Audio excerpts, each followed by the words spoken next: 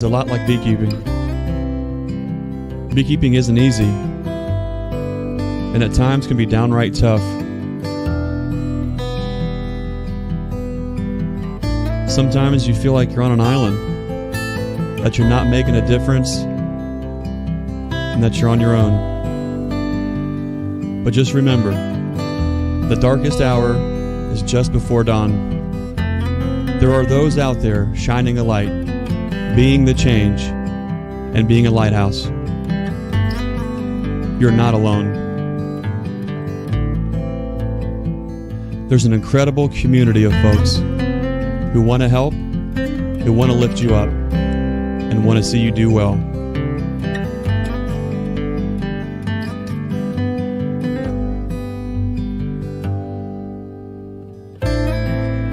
Like the honeybee is to the hive, we're better together. With hard work, if we work together, and with a little help from above, all things are possible. It's not just about keeping bees. It's about being our brother's keeper. Be the lighthouse.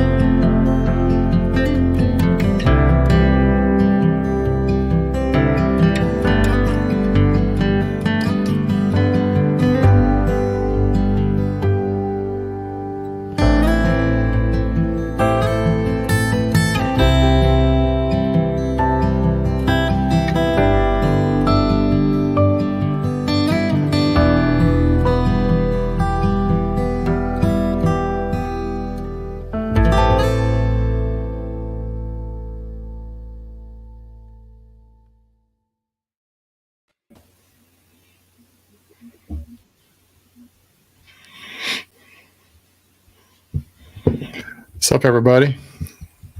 Hi, Bruce. Hi, Brian. How's it going, guys? Hey, Greg. Good to see you, man. You too. I feel like it's been a little while since we did this, but it was only a week ago, wasn't it? It was a week and a day, so we got an extra day in there. Yeah. Nice. It does. Yeah. So what's new, guys? It's just crazy down here. We're full. We're all in down here. I think it's been crazy. Yeah. But I don't know about. It looks like Brian. Looks like you've been doing some stuff too. I have. Yeah. I was lucky in that Mother Nature said, "Well, Ohio, I'm going to let you think that it's springtime." So we had a weekend of warm weather. So I actually pulled some frames on 2 of them, and they looked good. I mean, they looked really good. So I think Greg's having some problems there, but we're just going to go with it. But yeah, they look really good. I got pollen on them, the pollen patties, but I'm going to tweak that. I'm going to get back in, next time it's warm enough and cut down the size of those patties. Why is Greg in there twice? That is so weird. We're going to throw him out of there. Look at that. There he is. Holy. Glad to be back. It's just this country internet. I don't know what it is, when we get rain, it's just one thing after another. But you look at Burley B. That's it. That's the comment. Let's see how to get down there. Must be using Yappy's 5G. I don't have any birds to hang out with me tonight, but I thought 5G was supposed to be better. Yeah, boy, don't even get me started with that 5G stuff.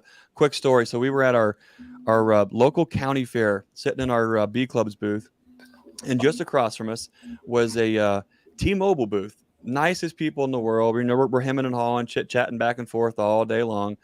And they come over and want to see what the bees are about and all this kind of stuff. And then they say, hey, what do you think? Have you tried this new 5G hotspot thing? Well, over at the new farm, we don't have anything. So we thought, hey, that'd be cool. Maybe we could do some videos or whatever. We get this whole thing set up, give them the credit card, get the piece of equipment, get it over there, get it set up. And I'm thinking, hey, this is cool. And there's like 5 megabytes. It's so slow. You can't do anything. My phone was actually faster. Take all the equipment back, send it in, or take it back. They're supposed to do all this thing. Long story short, 6 months later, they have me in collections. They still owe me like $400 and some for service. I've been on the phone with 3 managers, threatened litigation on. They just can't get it together. So my wife was like, I told you shouldn't have done that. And like, oh man, she was right. Wow. But what are you gonna do? If it's not one thing, it's another. They're always Wives are always right. They're always right. I've been bragging on her a lot. We just got back from the Hives For Heroes conference out there in Nebraska, and there's a lot of folks that are going to be jumping on tonight that were there or got to see some of that stuff. It's just I hate going without her. I hate going anywhere without her. But when I do get to go somewhere like that, I just end up telling everyone, well, any good idea we've ever had, it's my wife's fault, and it really is. But she's also listening right now, so maybe if I can convince her to make a pot of coffee too, I'll just sweet talk her here a little bit first. But anyways, well, guys, I'm looking forward to another pop on tonight. We've got a bunch of folks. If this is the first time, guys, if you've this is the first time checking a pop on, what we kind of do with these pop ons, you've seen the live chats that we do. We'll have different guests on, and we'll share on the different platforms on Bruce's channel, over at Brucesbees, over at Brian's channel, there at Castle Hives, and then here on the Nature's Image Farm channel. So we're trying to just diversify a little bit, kind of do a little bit something different with each channel, but kind of do it together so we can kind of have this really neat, well-rounded community kind of an aspect when it comes to these live chats. And so tonight we're going to do the same thing that we did the last time that we were on the Nature's Image Farm Pop On, where we're going to introduce you folks to a lot of new or up-and-coming beekeeping YouTube channels. There are so many great channels out there, and sometimes it's not that you don't want to watch them. It's just you don't even know that they're there. They haven't quite hit your YouTube radar for whatever reason. So we thought it would be fun tonight. A lot of the folks that you'll see in the comments on all of our channels, they've done a lot to kind of support us. So we thought it would be fun to go ahead and bring them in and just pop on some new channels to get to know them a little bit. So all the folks at home can kind of subscribe. And if you would, take the time and go over and subscribe to the folks that we're going to pop on. Maybe hit like, leave them a comment, and just follow along. What you'll find is as we kind of build this community together, we get to know each other, and we get to know each other really quickly by watching each other's videos and things like that. Kind of get a good feel for kind of how we beekeep, who we are as people. And then when we come together for these chats and on the online community, it's fun because we can kind of interact and we can kind of get to know her in a little bit different. So, guys, is there anything else you want to add before we go ahead and start popping some folks on? I'm excited to see what we got, to meet these folks and to get to know them a little better. Let's pop it. Well, there's the first guy we're going to get on here. He was just down at the Tennessee Beekeepers Conference speaking and doing a lot down there. He was involved with the Hives Heroes, or he was involved with the Hive Life Conference, also down there at the Tennessee Conference.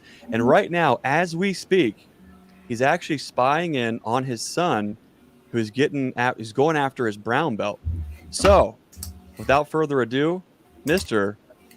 Gus Mitchell. Hey, what's up, Gus? How's it going, guys? How's it going, everybody?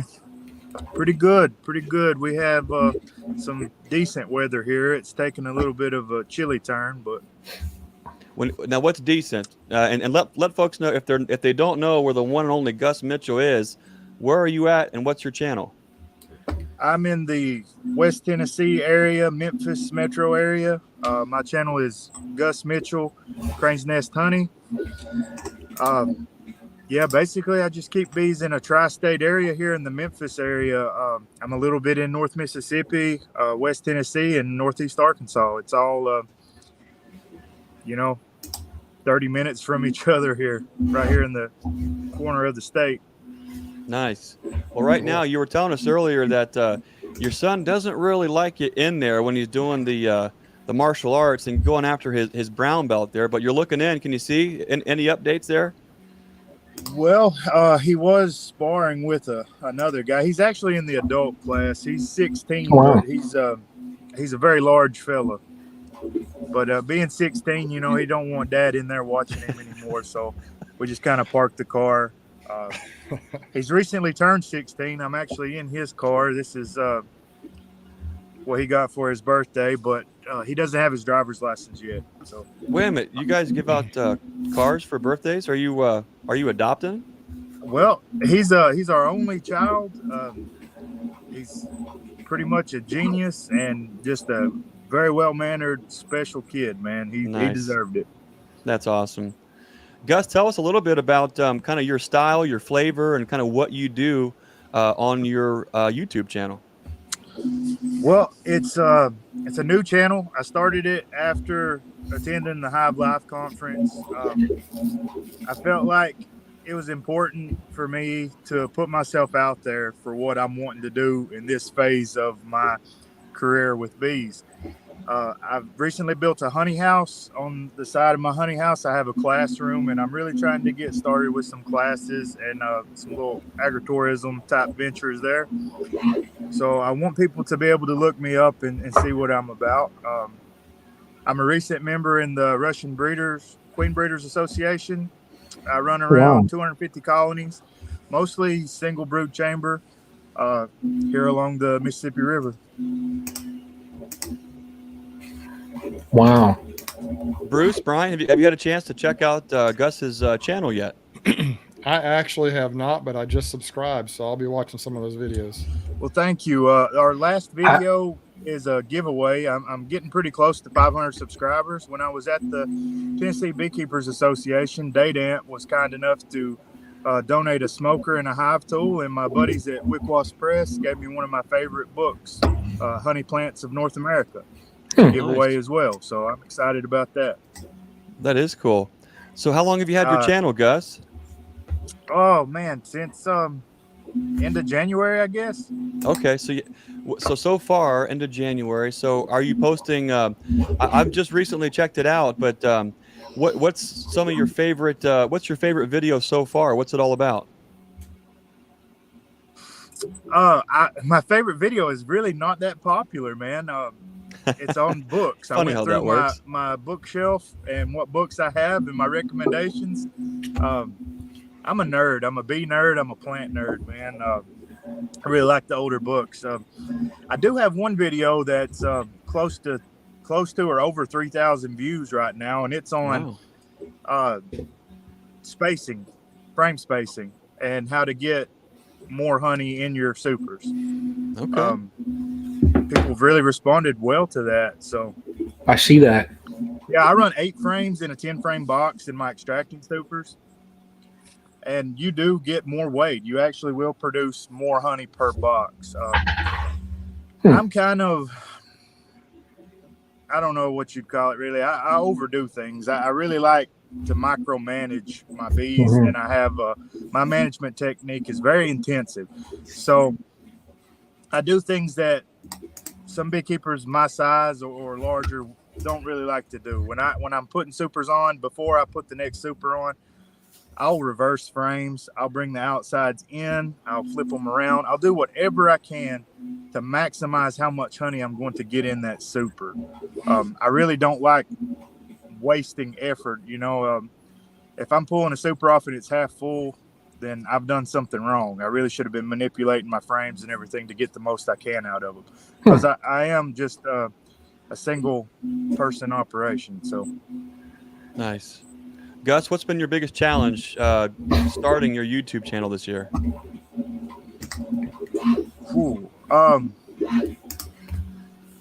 I guess just getting recognized, really getting people watching me. That's not really a challenge. It's just something new to me. I've never done this before. I really don't have a clue what I'm doing. I just was Googling what equipment I need. I've asked a few people. I've talked to you about it. I've talked to Cayman, just getting recommendations. Really, you know, I've been a beekeeper for quite a while now, and I put off filming any of what I was doing because I do work by myself, and I thought maybe it would take up too much of my time, but I really do think it's worth it to just take a second and hit record. Yeah. Well, I know when you're getting stuff going, it's kind of you feel like you need to know what you're doing, and it's hard sometimes. But maybe you've heard me say this quick story before, but I was in the back seat in Bob Benny's truck, and it was him and Jesse, and we were driving, cruising back and forth, going to some different bee yards, doing some different things, and they were just laying out the details. I mean, boom, ba boom, ba boom, ba boom, ba boom, and I just thought, man, these guys are on point. Like, is there anything that these guys do not know? And so I said, Bob, at what point in your career did you feel like you know what's going on? You feel like you have everything together? And he just looks back and says, Greg, I still feel like I don't know what I'm doing sometimes. So if Bob feels like he doesn't know what he's doing, I think, Gus, we can all have it's okay to have a little bit of a grace there, to just know that, hey, we don't have to know all the answers. We don't know how to do all the things. One foot in front of the other, follow your heart, put those videos out. And if there's anything that we can do, Gus, to help you get the message out, don't be shy. Let us know what we can do to help you. I appreciate it, Greg. I like how you softened your voice there when you were doing Bob's part. He actually sounded just like him. He sounded just like him. Yeah. Yeah. What a good dude. We had fun spending time with him recently. Yeah. What a good dude. Gus, any final thoughts here before we turn you loose to the brown belt adventures there? Just to everybody watching, I do this for a living, so I'm going to be putting out as much content as I can. You know, hopefully there'll be something that you want to see out of that, and if you have anything that you would like to see, let me know. Sounds good. Appreciate you, Gus. One more time, what's the name of your YouTube channel? It's Gus Mitchell, Crane's Nest Honey. There you go, folks. Check them out. Hit subscribe, like a video, leave them a comment, and let them know where you found them at. Gus, thanks for joining us, and we're looking forward to seeing you on the YouTubes. Thanks. Gus, take care, buddy. Take care, man. Nice. Well, guys, what do you think? Gus seems like one of those larger-than-life types of fellows where if you get him behind a camera, you just can't help not watch and see what he's doing. You know, he's got one of those. Yeah. He's one of the few guys that probably have a face for video. Not like any of us, you know. What's going on over here in the comments? It's hard. I'm not a real good multitasker. I mean, we got a lot of people here. A lot. We see who's all checking in. We've got Jeff from Lawson's Creek. We've got Houston Sheldon, Three Boys Bees, LaGrange, Mr. Earl Dooley's in the house. Matt and Sarah, thanks for helping keep all the connections going. Oh, we got Charlie Vance is in here. I see him on the internet from time to time. We got who else? Mr. How To. Is Mr. How To in here too? Let's see. How To. Wow, man. Yeah. Full house. Kodiak, good to see you in here. Bob Beekeeping Walker. and gardening all the way from the UK. Mike had a really nice video. I watched it today. He put out last night. It was really good. He just went through a bunch of stuff and just really enjoyed that. So I don't know if y'all have seen it, but a lot of people on here putting videos out. It's good stuff. All right. We've got Flower Street Farm Bees. Thanks for joining us. We got the one and only Edward Friel. Edward, that sounds very official when you go by the name Edward. Yeah. I'm going to start calling him when he calls. I'm going to say, hello, Edward. Yeah, he's official. Adrian Thane, Chris Medeiros, Bob Walker, he's on. Dripping Cone Bee Company. Let's see who else. If I've missed you, leave a comment down below and we'll try to catch up with you. Oh, I see Justin Ruger's on with his new YouTube channel, Beekeeping with Disabilities and More. He's doing a lot of interviews, so be sure to check that one out too. Well, we have a whole queue below of all kind of fun folks to get to. We almost need one of those like spinning wheels and just to put everyone's name on there and just spin them around and be whoop, you're up. So let's see here. We've got we're all spread all across the country, but we've got me and Brian are here in Ohio, and we have another Ohioan who has a YouTube channel. I'm going to venture to say he was probably in the Air Force, and I'm going to say his YouTube channel starts with SW something something. Who am I thinking of, Brian? Well, he's in Ohio, right? He's in Ohio. And SW Ohio? Southwest Ohio. And he keeps bees. He keeps bees. Former Air Force. Would it be Southwest Ohio Bees? Is it Tim? Hey, Tim. Welcome aboard. Welcome. Just a minute. All these stars in here. Oh, yeah. There's just too many stars in this room. Look at that bright future. Look at that. How's it going, Tim? It's okay. It's okay. I borrowed Yappy's bird out back here. You see him back here? Look at this guy. He's got props and everything. Hey, if it works for Yappy, hey, who am I to say no to that? Wow. Now, I know you also borrowed my gun. If you would be so kind just to send that back. You can have the nukes, but send the gun back, please. Right. 1845. Nice. What do you have mounted up there? What is that? The gun? Yeah, not the bird, the gun. That bird would be too old if it was born in 1845. Shot the bird with the gun. Sorry, Yappy. It's 1845, 30 caliber. Nice. Well, it's an experimental plains rifle. Okay. They found out real early on when they started building them that the 30 caliber just didn't cut it out in the plains. That's why it was an experimental. They quickly found out it didn't work. So its proper place is on a wall over top of the bird. Exactly. Well, I don't want to sound too crude, Tim, but if you shot the bird with that gun, one thing's for sure. That bird won't have the guts to do that again, will he? There wouldn't be a lot of. I have a lot of respect for those people. That gun is heavy. I have a lot of respect for those folks that can carry those guns. Tim, tell us about your YouTube. Tell us about where you're located, and tell us about your YouTube channel. Well, oddly enough, I'm in Southwest Ohio. Southwest? I mean, just who would have thunk that? I'm just northwest of Cincinnati. Okay. Is where I'm located in Southwest Ohio. I got started just during the COVID fad, if you will.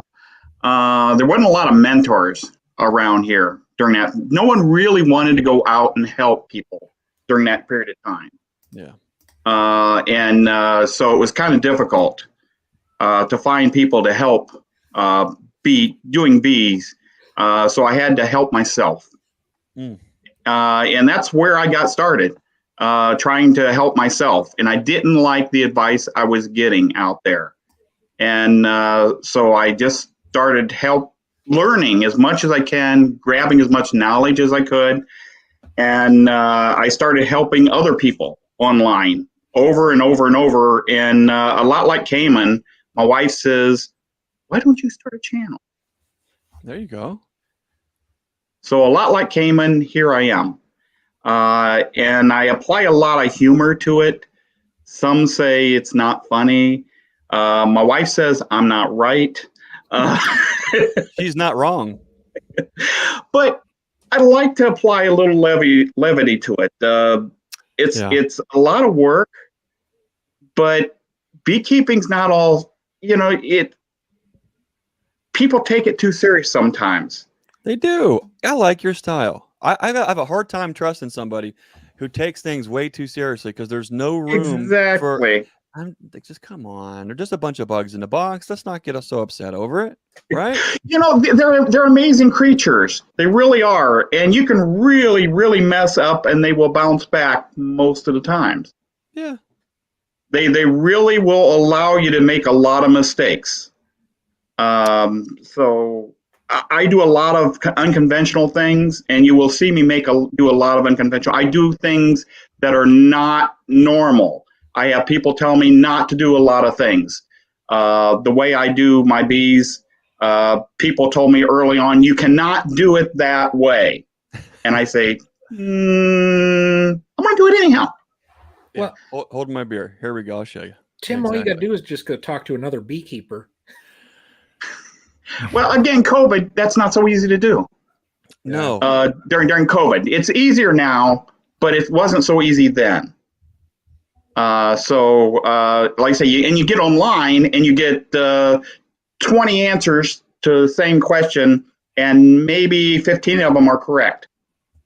And then that's what I'd like to say is there's a lot of right answers to the same thing, and that's what I do.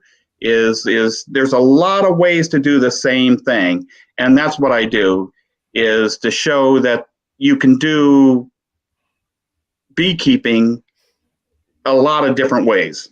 And I'm going to make mistakes, and that's what I want people to do. Come along with me for the ride and see that you can do things a different way. Maybe some things may be conventional, and other ways maybe not. And I'm going to make mistakes. Hey, it's a ride. Let's have some fun. That's a good way to look at it, because we're going to make a lot of mistakes. And as soon as you accept that, and you know there's a great chance you're going to murder your bees, and you might do that a couple years in a row. And once you just accept it, there's a weird thing. If you check your ego from the very beginning, then it's like, oh, wow, it's a really, really fun ride all the way through, rather than thinking you're in control of everything. Well, I look at you got the experts. Cayman, he's been doing this for a couple years. He loses bees. Who am I to say that I should not be losing bees? I'm not going to do it on purpose. Yeah. But like you say, check your ego. Yeah. Yeah. So that's what I'm about. Have a little bit of fun. Check your ego, if you will. I like that term. And get out there, work the girls, pay attention to the girls. Yeah. And work them. That's that's what I'm about. I talk to the camera because I talk to myself, and that's really what I'm doing when I'm talking to the camera and having fun. Is I'm talking to myself, and that's okay to talk to yourself. You can argue with yourself. When you start losing arguments to yourself, that's when you know you're in trouble. That's when we get an intervention. Is when you're losing your arguments against yourself. Tim, you got a question here. Go ahead, Bruce. If you could just hear me at the bee yard talking to myself all day long, I don't know what to do half the time, so I'm asking myself questions, I'm making decisions. So that's how it goes. What do I do? Air Force. It's Air Force. There it is. Yes. Rich. Yes. Rich from Time is Honey. 12-year Air Force vet. There it is. Cool. Well, Tim, what's your favorite video that you've put out so far? I haven't had a lot of them, obviously. I've been doing this a long time. Probably my last one, and it's hard. Maybe the equipment one for the oxalic acid, but I'm going to probably say the last one because we finally got into the bees. Spring is kind of sprung, like Brian said. It's teasing us. It was near 80 this weekend, and then next weekend it's supposed to be in the single digits. Spring is fun. But we finally got in, pulled some frames, found my queen that kind of marked her in one of the hives. You'll have to see the video. It cliffhanger. Well done. It was an interesting adventure. But anyway, it was nice to finally get in. You know how winter is. You really want to get into the girls. You really want to get in and start working it. So it was fun to finally get in there. It was something that one of my grandsons really wanted. He was waiting all winter for me to get in. He lives in another part of Ohio, so this video was dedicated for him. He was excited to see the video himself, to see the hi Hunter. To see the video and to see the girls and to see the queen. So I will say that one. Hey, Tim, let me see your bird again. The bird? I'll tell you what. Tim, get your bird. I want to see your bird. Get the bird. Have you guys ever heard seen that? What's that show? Fiddler on the Roof? He can rock too. The matchmaker thing. Wait, now Tim, hold that pose for 1 second, okay? Now don't move. Ready? I think we're all about bringing people together, but I think there's a lost opportunity where we could really be doing better as beekeepers on YouTubers with live stream, StreamYard things by bringing birds together. Hey. Nah.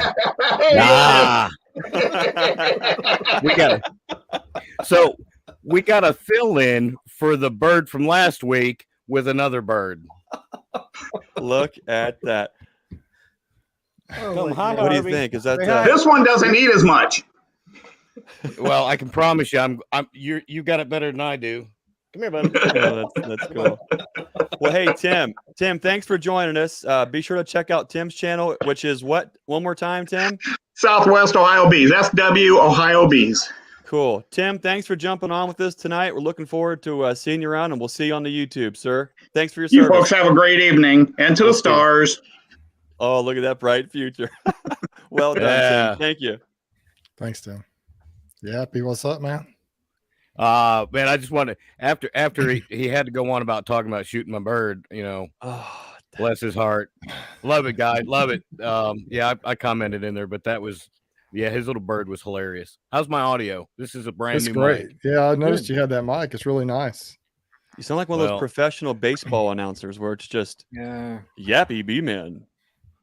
Welcome to the podcast stream live, whatever the heck we're on right now, but I just don't have a script, so I'm just gonna make it up as I go. What do you think about it, bird? Your bird just gave you a dirty look. I don't is it a he or she? I don't want to assume it's gender. What are you? Well, its name is Harvey, but Harvey. I don't know. I don't know. What kind of bird's Harvey? Harvey is a 22-ish year old cockatoo. 22 years old. Yeah, and the crazy sad part is they on average they can live about 50 years. So I'm pretty much guessing he's going to outlive me. Wow. But it's okay, Brian. I don't know. I'm just not going to turn around and let you see the back of my shirt. How's that? Maybe he is, maybe he ain't. I don't know. Oh man. But, oh my. Talk to him, Harvey. I tell you, he's usually a chatty Cathy. Ain't you? Maybe he can see himself. He's shy on camera. Yeah. You just got to start this. Dude, I tell you, I'm going to play some Beach Boys. I guarantee you he'll probably jump up and go crazy. But, he's going to show us if he's potty trained now. No. For my next trick. He won't be.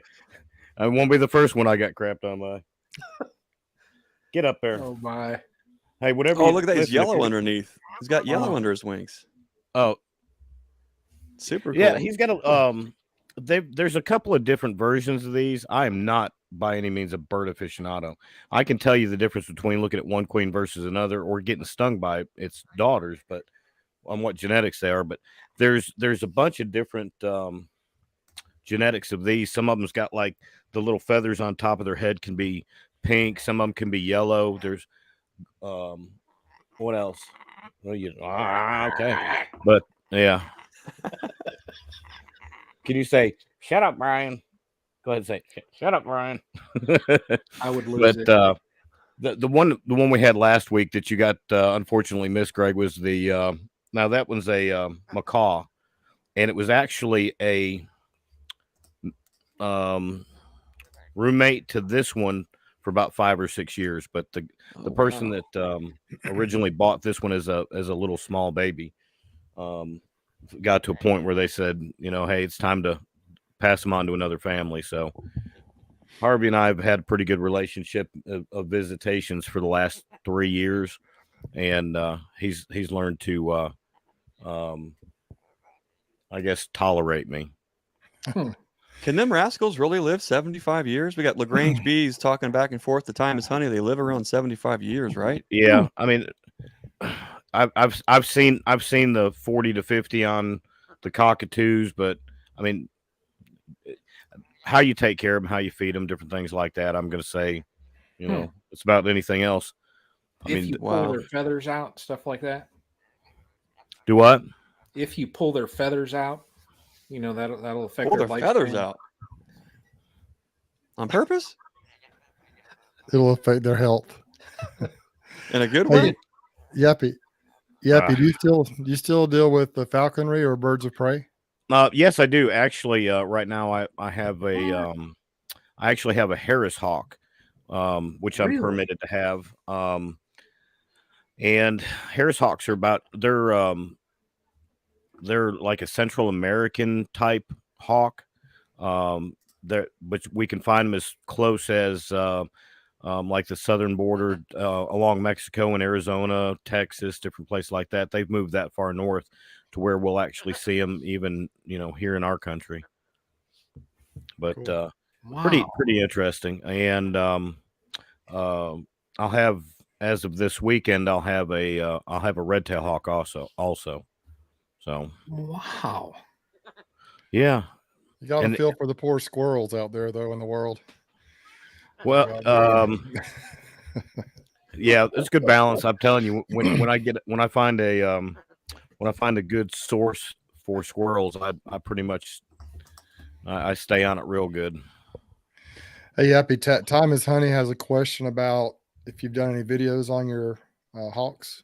I know you have in the past. Is it on your channel still? Okay, yeah, there's one video that is in my playlist from about 2-3 years ago. I've got one on my channel that it was just a little something we put together. It was like one of bees. Oh, what was the name of that? I don't recall, but it's in there in my videos if you go and look for it. Yappy, I want to go ahead and get this on record. We've heard about Ernie the Turtle Man. We've got Joe Exotic, but you know what? There's room for in this market.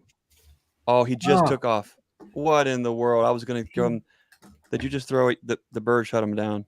Yeah, the bird killed him. What was your question? Well, I'm going to save it. I've got to save it for him. Yeah, there he goes. Back in there. Did the bird hit your hit the wrong button again? I guess. It's interesting that I guess it's just this joyful 5G I got going on, because like I'm looking at the screen and poor Bruce he's frozen. His video froze on my end. Brian, about that, yeah, all three of you guys are frozen. So hey, get up there. But what was the question? Well, it was not really a question. It was just $1 million idea. But if your 5G is not working, I'll just keep it for myself. We'll see how it plays out. I thought we've got Ernie the Turtle Man. We've got Joe Exotic. We've got Billy the Exterminator. I think there's room for one shining star, and it's Yappy's Birds and the Bees. I mean, you could just cover everything: falconry, bees. Birds and the Bees. What do you think? No? Well, keep it to myself. Okay. Here's the thing: as a career fireman, I have self-proclaimed myself to be a knower of all, but a master of none. Ooh, makes for a great fireman. So, I'll tell you, I'm not sure that's a selling point. If my house was on fire, well, what do you think? What do you think about it, buddy? Huh? Harvey says it's okay. He don't mind. What a big! That's like a big old snuggle bird there. Look at that thing. Oh, he's a hoot, man. He's a hoot. I think we saw a picture of you snuggling with him on the Facebooks. I think I did. He came across. I got to bring him home 2 days ago, and what are you going to try to get over here on the stand? Is that where you want to be? Go on. If you can handle it. Yeah, he came to stay with us 2 days ago, and it's been interesting with him. I'll just say that. What are you Walker doing, Bee Ranch? Bob Walker, thanks for the $10 super chat. Bob says, I appreciate you guys for bringing the beekeeping community together and for showing my channel support. Bob, thanks for sending us $10. We appreciate you too, buddy. Thank you. That was pretty cool. Hey guys, I just wanted to jump in and give that guy a little bit of flack as far as him going on shooting my bird, but I was glad that we got to have a little bit of fun with that. But hey, as always, I love your chats, guys. I love what you're doing here, and I appreciate you letting me jump in just to say hey to everybody, as well as talk with you guys and be out there. So thank you very much. Thanks. Yeah, appreciate you, Yappy. All right.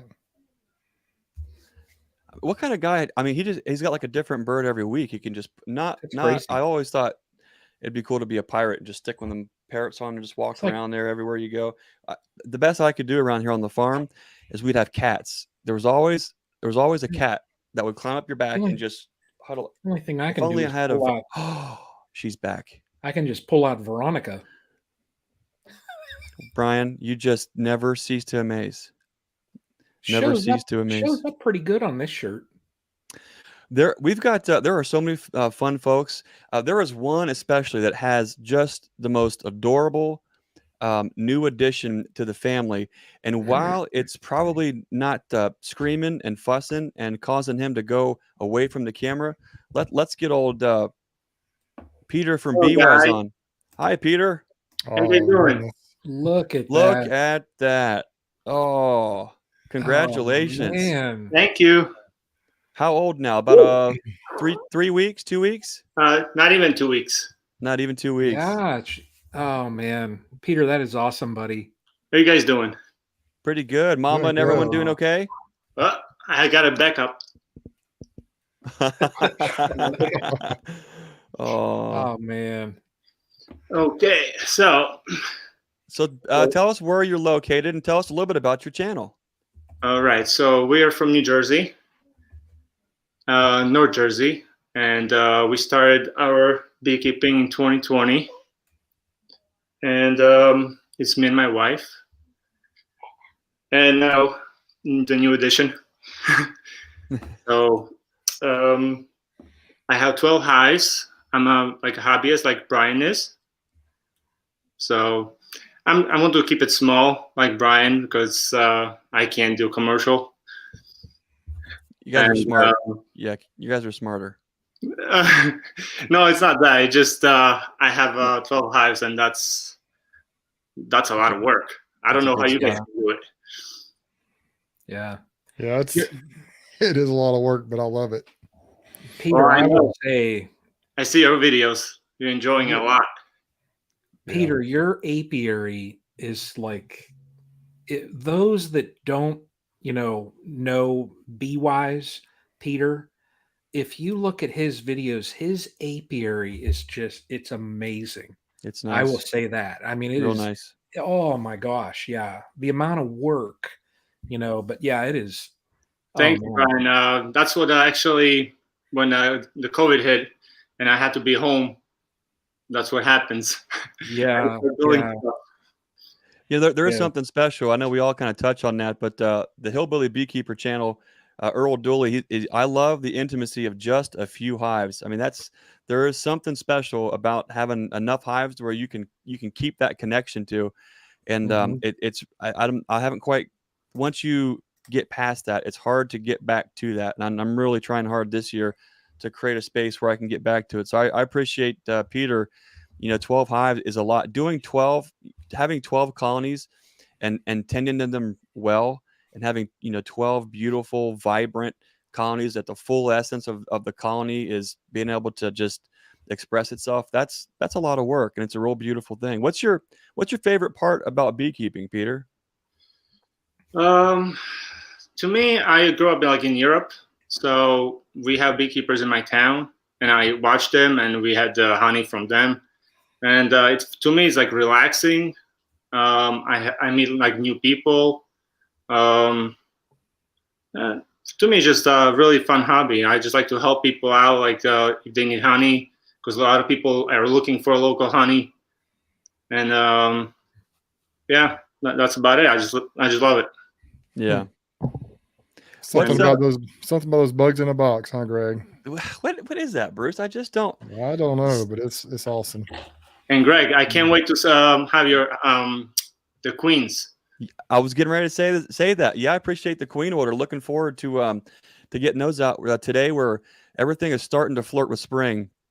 And then this morning, of course, we had snow covering everything, and then it melted today, and the sun came back out, and the maples are getting ready to start to open up. I am really looking forward to here at the new farm setting up new queen yards, new nuke yards, and I'm kind of using this new farm as kind of a reset. I'm kind of going to reset and kind of get things kind of back down to a level to where I still really, really love it. And what that's going to let me do is put the absolute most time to produce just the best queens and nukes I can, but more importantly, just have fun, where joy and happiness is a consequence of doing what I love, rather than trying to do the things to find the joy and happiness. I'm looking forward, Peter, to getting you some shipped. Oh, look at that. Just fell asleep. Well done. Oh, Nice job. Just give me 1 second. Let me just give it to mommy. Okay. Oh man, if my wife is that's so watching sweet. this, oh boy. All right. Women, it's a proven fact that women, if they watch babies on beekeeping live chats get fed, they just automatically start cycling and go into ovulation. So warning out there, any husbands, if your wives are watching this, just keep that in mind. But I'll tell you the truth, I love it. I love being dad. Yeah. Something amazing. Those are precious days right there. Yeah. Yeah, and everybody's warning me. It's like it's going to like go so fast. So I'm just trying to be with her as much as I can. Yeah. That's awesome. And so tell us really about your YouTube channel a little bit. What's your what's some of your favorite aspects of sharing what you do in your bee yard on your YouTube channel? Well, I just like to learn from others, and so I try to do better, or like like last year we had like all my hives almost died. I only had one, so I just like to like show people my journey and what I do wrong, and what I learned from it.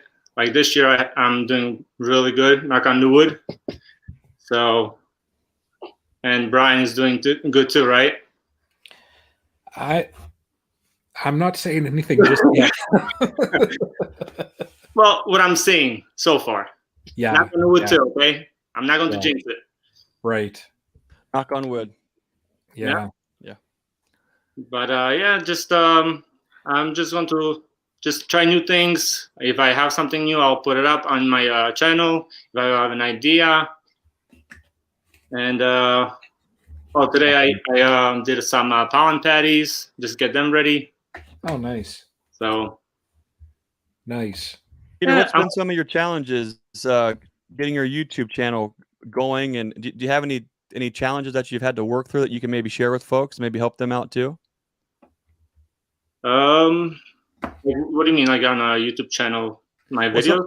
Well, sometimes we sometimes go through rough spots where it just feels like, man, I'm not making any progress, or man, this is so much work. Is it worth the payoff? And it's sometimes hard to get back on track. Have you had any situations like that trying to keep your YouTube channel going? Yeah, I have a little bit of that problem because I have a friend in Slovakia who I send my videos to, and he has a kid, so I have to wait till he adds them up and fix them, and then he'll send me on my Google Drive, and then I'll post it up because I don't know how to do it yet. I still have to learn how to do that. Is he taking any more clients? I can add. That I tell you, a lot of us absolutely struggle. It's one thing to be able to go into the bee yard and do the thing, right?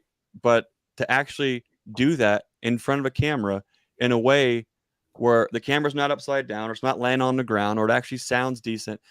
I mean, it's a whole other thing altogether that a lot of folks who maybe aren't taking the video, and they may be great beekeepers, they haven't done that before, and it's hard for a lot of folks to understand how much work it actually is. I know Brian does great stuff with his videos. You do too. Bruce, I mean, at what point, Bruce, did you think, hey, maybe I semi know what I'm doing, Bruce? At what point did you think you kind of figured out how to take video of yourself in the bee yard? I don't know. Probably a couple of years ago, I got comfortable, but I still don't feel like I know what I'm doing. So always got to get better. Always trying to improve, figure out different angles, figure out different ways to do things. But it just kind of progresses over time. I mean, you try different things, you try different angles, you see what other people are doing that makes it easier to follow, that makes it easier to understand what's going on. And you try to imitate some of those things. And And I think Randy, Dirt Rooster, when he was in here last week, I think he brought up a good point. I believe it was in here. We were talking about the next night also, but how important the sound is, trying to get some good sound that people can understand you. Because early on, people would tell me, I had a few people, most people didn't ever say this, but a few people would say, you know, you need to improve your sound. And so I worked on that. I finally got that better. I'm sure I could still do better, but it's just an ongoing thing. I feel like I just want to get a little better all the time, trying to improve all the time. And that's kind of the if you're serious about anything, but I think YouTube, beekeeping, any of it, you just have to try and be improving all the time. Like be humble. I think you mentioned that. Just be humble and just try to be willing to learn. There's still a lot to learn. And I've got a long ways to go, but it's fun. And, but yeah, as far as I've figured out kind of how to maybe share what I'm doing, it's been a couple of years ago that I figured out kind of the direction I wanted to go, but I'm always changing it all the time, trying to figure out new things. Mm-hmm. Yeah, the wind too. Like I try to do my best to put on my camera where there's not so much wind, and I just order a new camera, but everything is like sold out. So, like I'm trying to wait until it comes back on shelf, but who knows when it comes. I'm trying to get the nice Sony camera. But everybody's buying it because it's good for like the 4K on YouTube for YouTube channel. Yeah, the wind is a challenge. The mic I use has a little, I think I've got one here. It's got a little foam thing that goes over the end of it that helps break that. It also has what they call a dead cat, where the hairy, but I've never used that. But it's almost like a noise canceling type mic. Like if you'll notice in my videos, and I didn't know it was going to do this when I bought these mics, but when I'm in the bees, if I'm not talking, you can hear the bees buzzing. But as soon as I start talking, you can hear them less. And so it really cancels out that excessive noise, wind, and anything. Like in one of my areas are cars all around, you can hear them.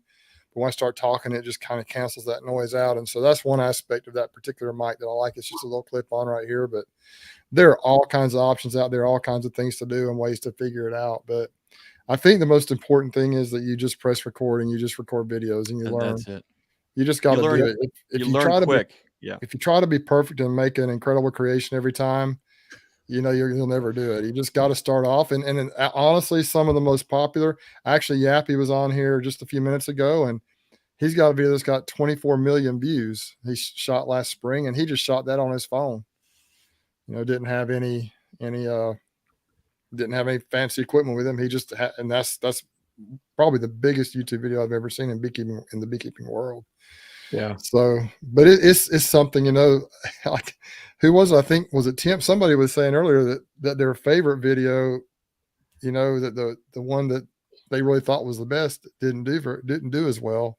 That's my case. I've got several that I think are my best videos that don't do that great, and then the ones that I think are going to be okay do well. And the one that's the most popular, I put a lot of work into, but I still think, you know, as far as quality of video, quality of several things in that, you know, I've improved my technology and stuff since I shot that video, but people love that video, the Abandoned Bees video. So it's just a matter of just continuing to work on your craft.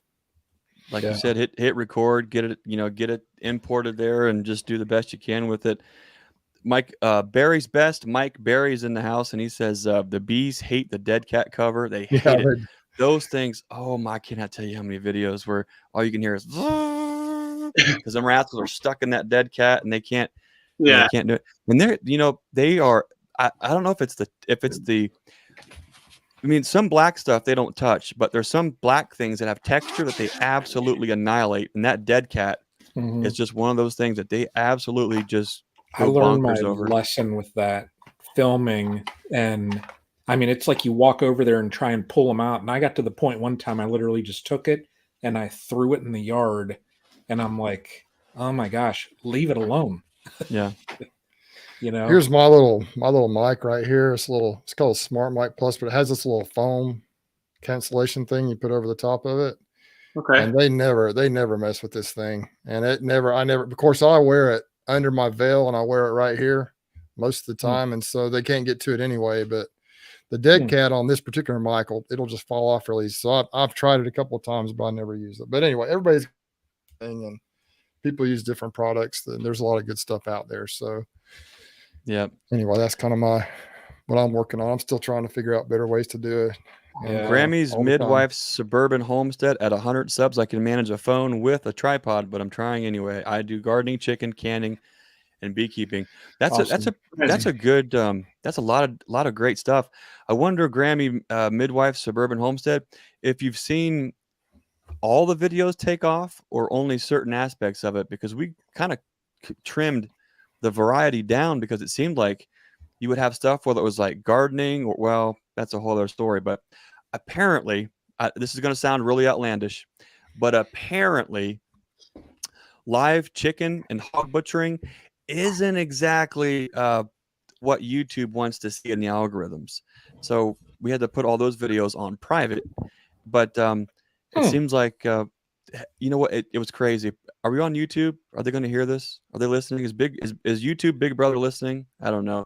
I don't know. It's the channel was going nowhere for a long time, and we weren't real frequent. We're trying to build a channel up, but as soon as I turned those videos to private instead of public, I started noticing an uptick way quicker on some of those metrics. Now I get it. Chickens hanging down with us cutting their necks and a whole kiddie full pool of blood might be a little much for some folks, but for us, that's our food. We know where our food comes from, and we were showing that connection, and it's a sacred relationship, and that's something that we practice and we teach our kids and teach people in our community. But there's something to be said about dialing into the videos that you're passionate about, and if you're choosing what to put out, sometimes you feel better served putting videos out that are actually getting traction and people are viewing versus the videos you put out and for some reason hit a red flag, or the algorithm kicks it out to where no one sees it because it seems to affect the videos to follow. But I don't know. I'm not sure. Well, I did it. We had chickens in Europe, and you guys are there? Yeah, go ahead. Go ahead. Oh, okay. Yeah, just we kill chickens to have meat. I think it's a normal thing. Yeah. Like some people don't understand that, so you have to be careful who you put out there. Yeah, for sure. You could just go to the grocery store and get your chicken, and those chickens were never hurt. Yeah, but still, it's not the same meat. Delicious. Yeah, there's nothing like fresh. Peter, thanks for jumping on with us tonight. You have any final thoughts or any final words before we let you get back to the family there? No, I just want to say thank you for having me, and I can just wait for your bees to come. Okay. Looking forward to getting you some queens shipped out. Congratulations again, and all the best to you and your family. We'll see you around the Facebook, and we'll see you on the YouTubes, Peter. Thank you, sir. Thank you. Bye-bye. Peter, take care, buddy. Bye. You know what the coolest thing about doing this? Go ahead, Bruce. Grammy lives in Ozark, which is where some of my bees are. I've never met her, but I need to. I just need to kind of find out who she is. I know she lives right here in this area. Ozark is about 20 minutes away from where I live, so she's got to be. I think my understanding is she lives up. Ozark just sounds like a faraway land of like somewhere between the Wizard of like Oz and Honolulu, or like the name Ozark just sounds like it's some like magical place. And I think I've driven through there, and there are some cool parts to it, but it's not super magical, but it's sidebar. Okay. Just the word Ozark. It's not a bad little town, but I wouldn't call it magical. I guess it is to some people, but it's just a pretty basic little southern town. But well, Bruce, speaking of magical towns, there we have some folks that are just, some of the most elusive critters that you hear their names, and you might even see their products, but you never actually see these people on live streams. It's almost as though you wonder, when I look at these people's videos on their YouTube channels, are they real people? No. Or is it fake? Is this holograms? You're not going to believe who we have on. They're not real. Are they real? No, they're not real. They're not real. We're going to make them today. I want everyone to give a warm welcome. We're going to make them real for the very first time. Drum roll, please. It is my distinct honor to present to you the one, the only Matt and There Sara. he is. There he is. Look at the things. I mean, look at this dude's professional. He's got a shipping room. Look at the colors. Lighting and man. But hang on, that's where the magic happens. You got to. Is that a beard? Is Matt growing a beard? Well, yeah. You hold the pinky right now, out. It's good to see you, Matt. Thanks. Nice to see you guys. Matt, What's new, Matt? Is it still cold up there? It's gotta be Brian cold. Laser.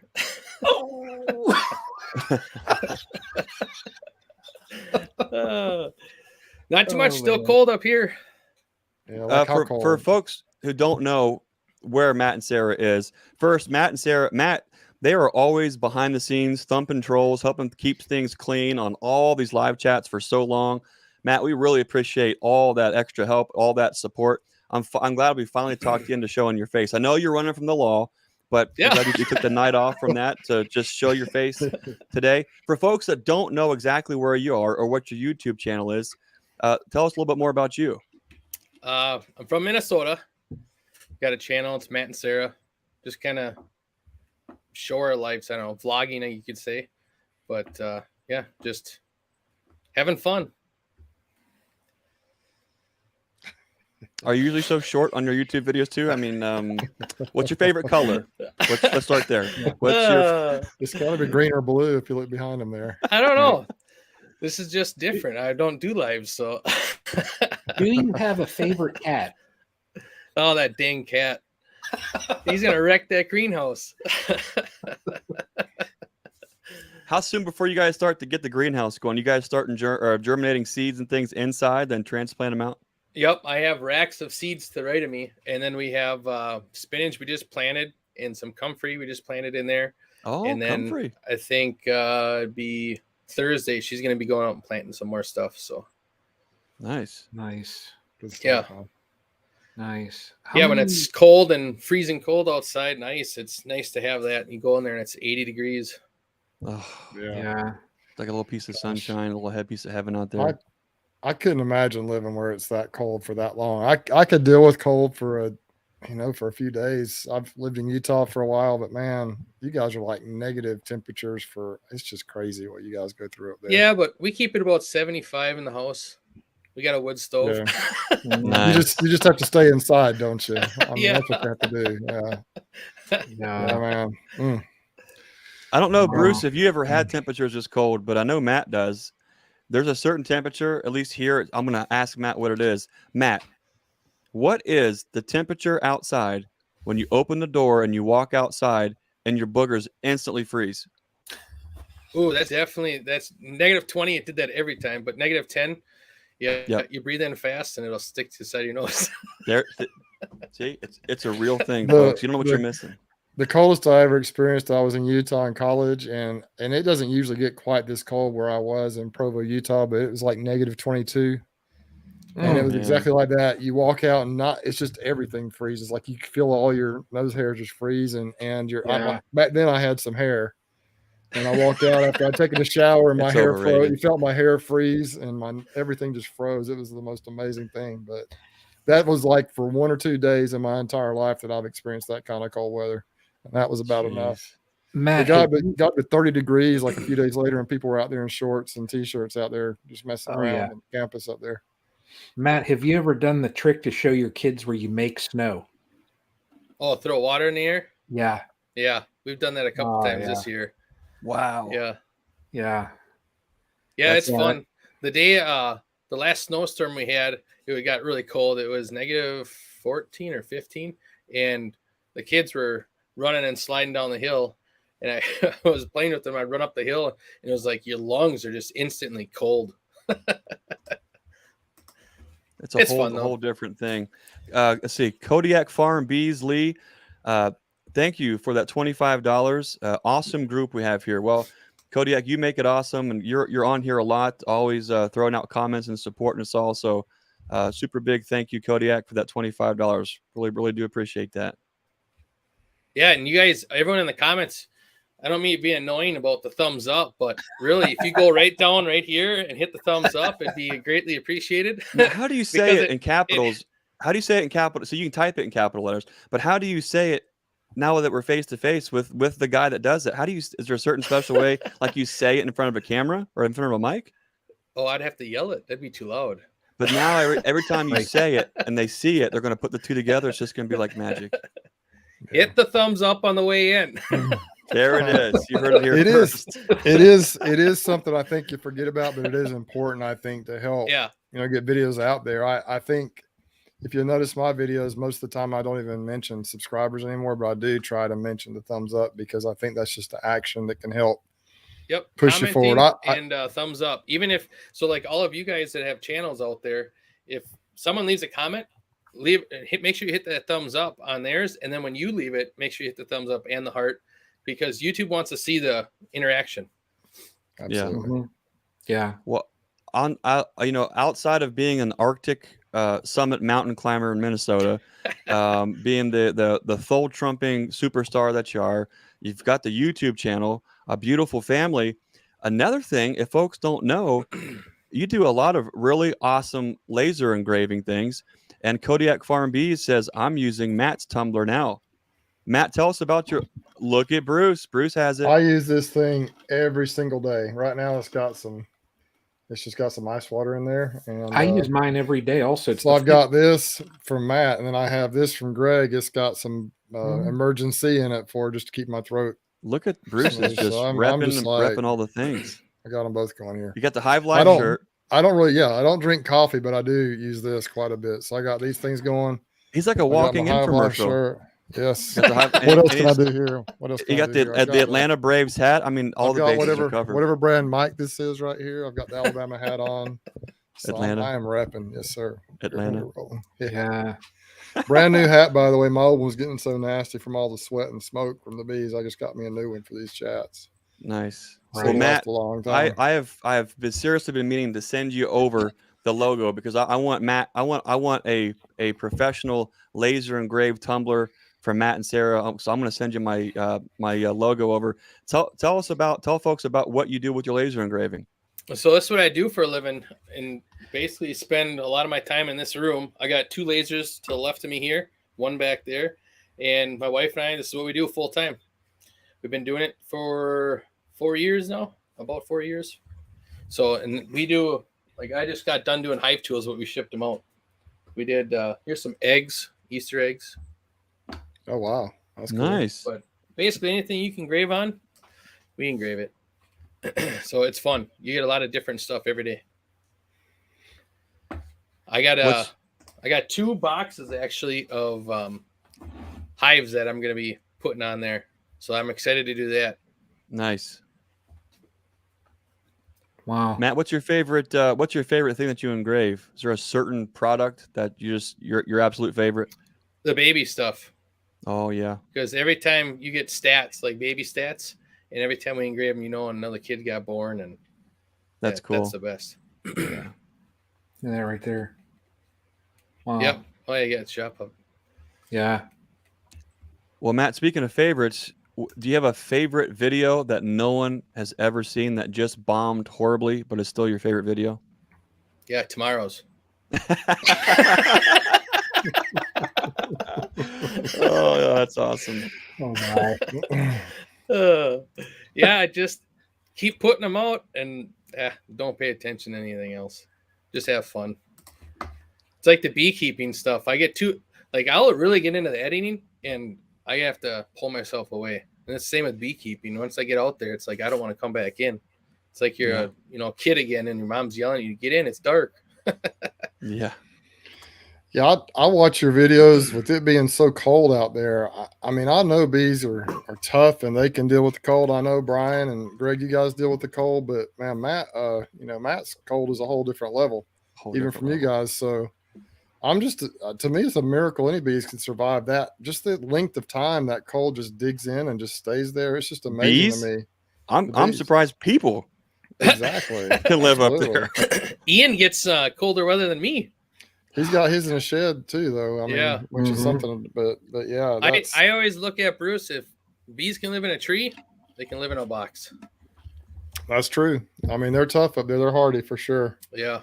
I've actually had some queens from a fellow up in northern Indiana, I think, up somewhere close to Notre Dame up there. Tim Ives sent me some queens a few years back, and they really did well down here. I mean, they're northern queens, and so that's one reason I'm eager to try some of Greg's. And I've heard that, a lot of people down, I think northern queens do well down here.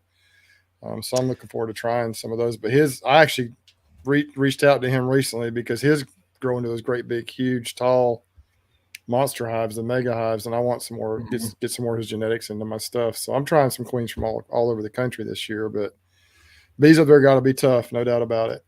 Yeah. For sure. Matt, so folks can go to your Etsy. Brian he threw the links up there to that. If you want to check out some laser engraving, some tumblers, some you name it, he'll engrave it. Oh, see what I did Thank there? you. That's like a commercial. You name it, yeah, he'll engrave it. I didn't come on here for that either, you guys. So you don't have to go there. But I just came on. So you put the face of the annoying guy telling you to hit the thumbs up down below. That is the exact reason why he's dodged just so many times. We've offered, hey, dude, we'll give you like $5. Just come on, show your face, let everyone know that you're actually a real person. Tonight's the night. We figured let's just give him some laser engraving plugs. Just set it and really tie the room together. One thing I would like to say before Matt gets out of here, and also all the other folks that have come on here tonight, is that go subscribe to these channels. I've already subscribed to some tonight that I was not familiar with, honestly, before this chat. And but go on and watch some of the content and see what you like. Matt does a tremendous job with his bees, with the and his Sara does as well with the things that she does, and the editing is done well. Just really good quality videos. So. Go check them out. And it's a completely different type of setup than what we're doing here in Alabama. So it's very interesting to watch that. It's almost kind of like Ian up there in Canada. It's totally different from what I do. Matt does things different too. He has to because of the weather. And so, but it intrigues me. It's very interesting. So don't, go in there and watch the content of these folks. And I think you'll like what you see. One of I'll say, since I get to talk to Matt now, it's like face to face, even though he's a little bigger than I am right now, but literally, and he sees every morning, there's a comment that comes through, but literally every morning I know a certain time when I wake up, his video hit, and just that daily kind of vlog, I totally love that, Yeah. That's awesome. And now, I've got that connection with Charlie. Yeah, so that damn cat. Matt knows what I'm talking about. But yeah, I mean, just that daily vlog, everything that you guys do, Thanks. And that's if anyone out there is struggling with editing, I'll challenge you right now to edit. I want to see, if you're doing one video, I want to see 2. If you're doing 2 videos, start putting 4. Because the more you're editing, the more you're doing it, the more fluent you pick up. And it takes me, like, I'll do a 10-minute video, 15-minute video. I'll be done less than an hour. Wow. So not me, but I'm not as skilled as some folks are. I'm not as efficient, I guess. Yeah, one take Matt back there. Matt's out there just nailing it. Like first takes, just perfect goal. He just throws it in there. Does it. There's a lot of cuts. I think my problem is I film way too much, honestly, and I have to cut. Like, I'll have an hour's worth of stuff that I have to cut down to like 8 or 10 minutes, and so it just takes me forever because I go back over and over again. So that's my problem, is I got to keep. I mean, they'll think this is cool, or they'll think this is interesting, and then when I really look at it, I'm like, well, no, that wasn't very interesting, and they don't want to see that for the 5th time today. So I've got to kind of. That's my issue. Do a main edit and then go back and cut out a bunch of the stuff you don't like. That's what I do usually, but I usually have way too many clips is my problem. I gotta go look through. Matt, how like your apiary, how far are you looking to expand out? I want at least 100 hives. Yeah. Wow. Nice. But it's going to be a chore. I challenged myself to get 100 hives, but then I'm also doing it on a really tight budget. So like if I was working for my last job, and I'm doing it to more challenge myself, but I think it's doable. It's just going to take time. But I think with the grafting I'm going to try this year, if I get that down, that'll really, I think, take off. Awesome. Well, I think the next live chat, we need to have editing lessons from Jeff at Lawson's Creek and Matt. 10-minute video takes me about an hour, and a 10-minute video takes me an hour just to pretend I want to get in there and do something, and I'm not the biggest fan with that part of. I like to. Yeah. Oh, I like seeing it all come together. I like watching your videos come together because it just looks like you know what you're doing. I enjoy that. But it's all guessing game. I'm gonna get a tumbler made. I'm gonna send you the logo, and Matt, the check's in the mail. Sounds good. Matt, thanks for joining. I got to just add though, when Greg said he needs a tumbler from you, he already has one. Now, it's got a weird logo on it though, doesn't it? There is a weird logo. It says something about castles. Yeah, Castle Hives. It is a fantastic mug. Looks beautiful. And one of the best things. There's a couple things that are great about it. When a friend gives you something, that's nice. But the thing about it is the price was right. It was free. I mean, it holds coffee and it doesn't. It's perfect. It's special delivery. Greg, it's really technically it's not free because don't you have to get them donuts? Well, that's wow. This whole donut thing. So real quick before we cut you loose, we're out in Nebraska at the Hives For Heroes conference. I think he was Kevin Monfelt from Bee Bum was just on here. Kevin Monfelt brought a ton of donuts and brought it to our booth and set it up to where it was have a donut with Greg Day, and just had the donuts just on display. And I mean, that's awesome. People weren't coming to buy buckets. They weren't coming to say, "Hey, this." We heard there was free donuts. So whatever it takes, Kevin Monfelt made it happen. That's awesome. Matt, thanks for joining us. We will definitely see you around. We'll see you on the YouTubes, and we'll catch you next time, buddy. Sounds thanks for hopping on. Thanks for having me. Very good to have you, Matt. Take care, Matt. It's so fun having fun people on here. It's just Matt's a good dude. I've talked to him on the phone a few times. He'll help you out. He'll do anything in the world for you. He's a great guy. Kodiak, did your upload speed get better? The upload speed got better when we found out that 2 of the kids were actually on the Wi-Fi's when they weren't supposed to be. So I think we've got that situation temporarily resolved. The regular internet speed, however, is just it's garbage. It's so slow. It's really hard to do kind of anything with. Guys, we have some great. I'm gonna let you introduce the next guest. Now you have to pick one, and give them the royal introduction. Well, I tell you what, there is somebody down here, and I think he almost looks like Bruce's twin. Yeah, they're dressed similar. Mm-hmm. I got to speak to him for all of about, I think, 20 seconds at the conference. Well, he blew me off completely. He didn't even come say hi. So that's your. Well, he came over. He came over and he shook my hand and was like, "Hey, how you doing? All right, I gotta go."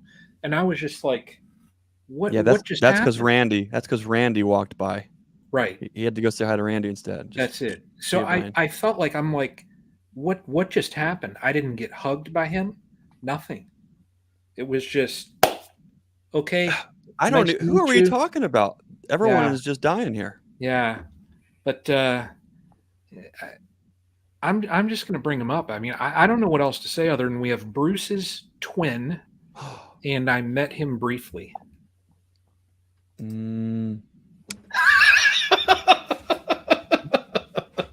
He's muted. Larry Lee's. I need to send him. He's got one of these hats, though. Of course, he is from Spokane, Washington. He is from Spokane, Washington, so he probably doesn't want an Alabama hat. But hey, Larry, I'm a Gonzaga guy, actually. Oh, Gonzaga man. I'm a BYU guy. I'm a BYU guy, but Gonzaga is just destroying everybody. So, boy, they did pretty good this year. Not too shabby. Yeah, absolutely. What's going on, fellas? Larry Lee? Hey, thanks so much for having me on. Not to interrupt you in your debut, Larry, but that photo on your wall, is that a fellow leaning against the wall with a guitar? Behind me or to your other left? On my other left. Stand by. Oh, it is. That's my son. He was.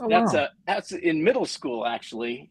He was leaning up against the middle school, with his grandma's guitar that he took to school. Cool. And he was learning. Yeah. So, or actually, it was my grandma's guitar. So his great grandma's guitar. So. Cool. Yeah. Well, Larry, where in the world are you located? And tell us about your channel. Well, I am in Spokane, Washington. It's about 30 minutes from the Idaho border. So I'm kind of South Spokane, really, is where I'm at. My channel, I guess I got started on the channel about 5 years ago. I retired from the Army in 2012, and I started researching bees. And then every year I'd go to the state fair, and I'd ask questions to all the guys at the honeybee booth there. And finally in like 2017, one of the mentors was like, Larry, you ask questions every year. You're not going to learn anything more unless you get bees. Take the class and get some bees. And I was like, well, that's a solid statement. So that's what I did. Took the class the following February. I've been doing bees ever since. Nice. It's pretty bitter cold up there in the wintertime, isn't it?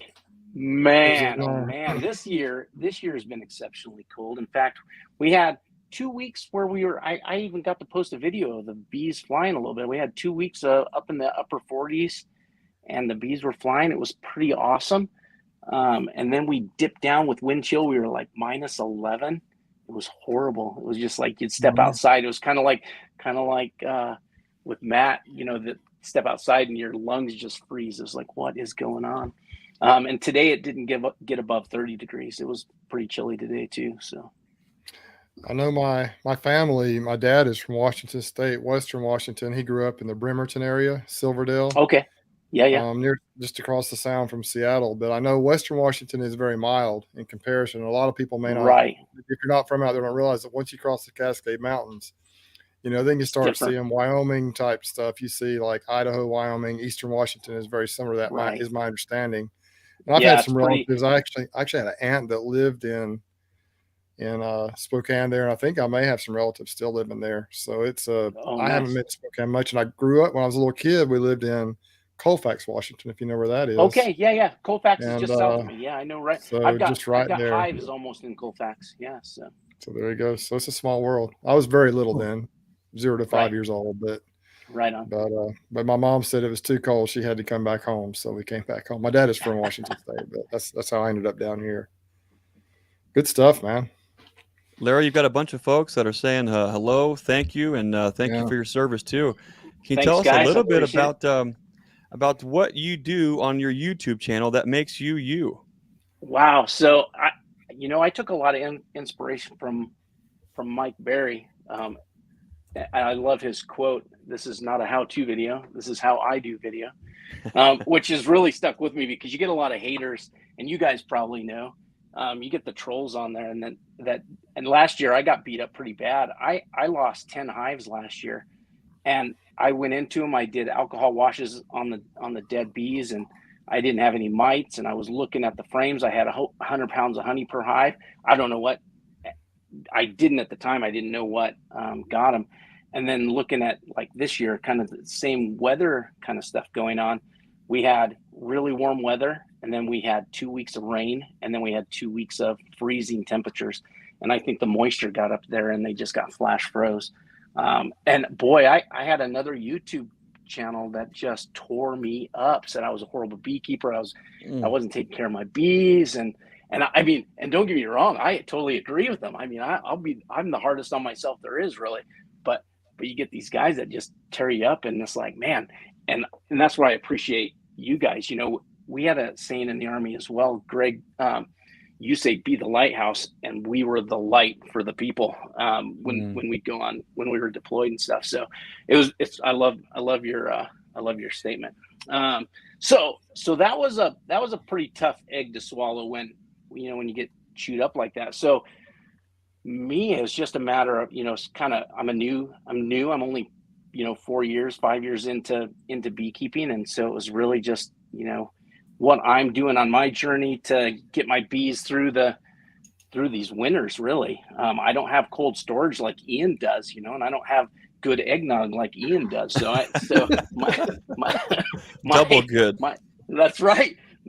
So for me, it's, once the winter hits it's the prep up to winter, and then because once winter hits, it's hands off. You can't do nothing. So it's just waiting to see, you know, who's going to make it through, how many is going to make it through. So that's the big thing for me. And then I think this was my second hive life this year. So I got to go in 2020 and 2020, or 2021 and 2022. Is that right? No. Yeah, that's right. That's this year. Yeah. Wow. It's just been crazy with COVID. Well, they're in the January, so I'm thinking it seems like it's not quite the spring of the year, which doesn't start. And I'm with you. Correct. I'm tracking. So I've been to both, and it was so cool to see how much this one had grown from the first one, and how many more people were there, and how many more YouTubers were there. It was really cool. And like I did see Brian, and Brian gave me a sticker, which I've got proudly plastered in my bee journal. And then, and I did too go up to yours, Greg, because I signed your box. In fact, just joking. Yappy signed. I saw it. I signed first, and Yappy signed above my name. I was so happy. That's right. Yappy signed next to my name. I was like, yes. So I thought that was pretty cool.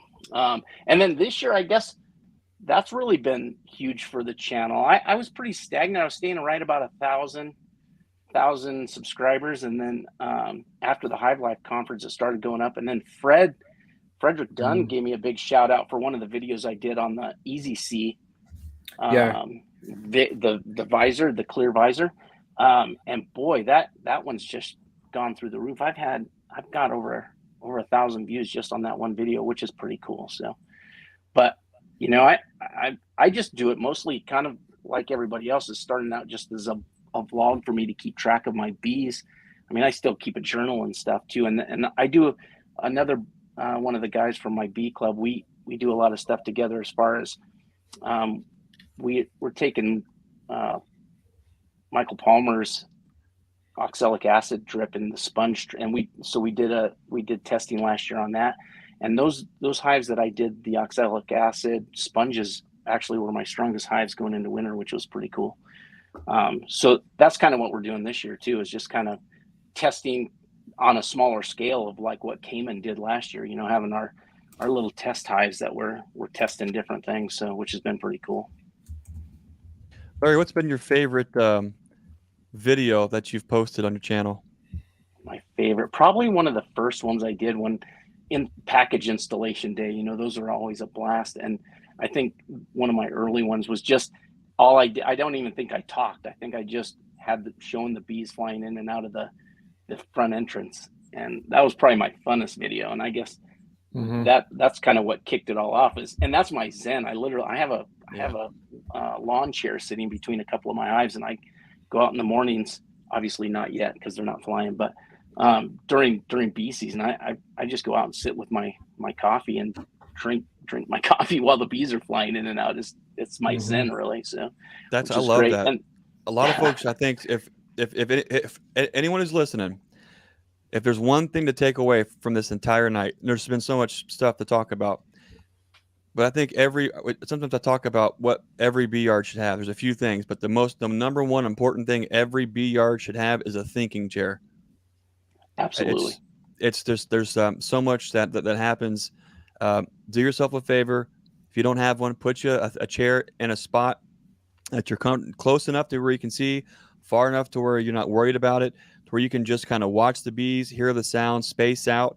Next thing you know, it's kind of like you're just up somewhere looking down at you, looking at the bees, and then all kinds of just mental magic happens. And that is just a super special place to get in if you can do that.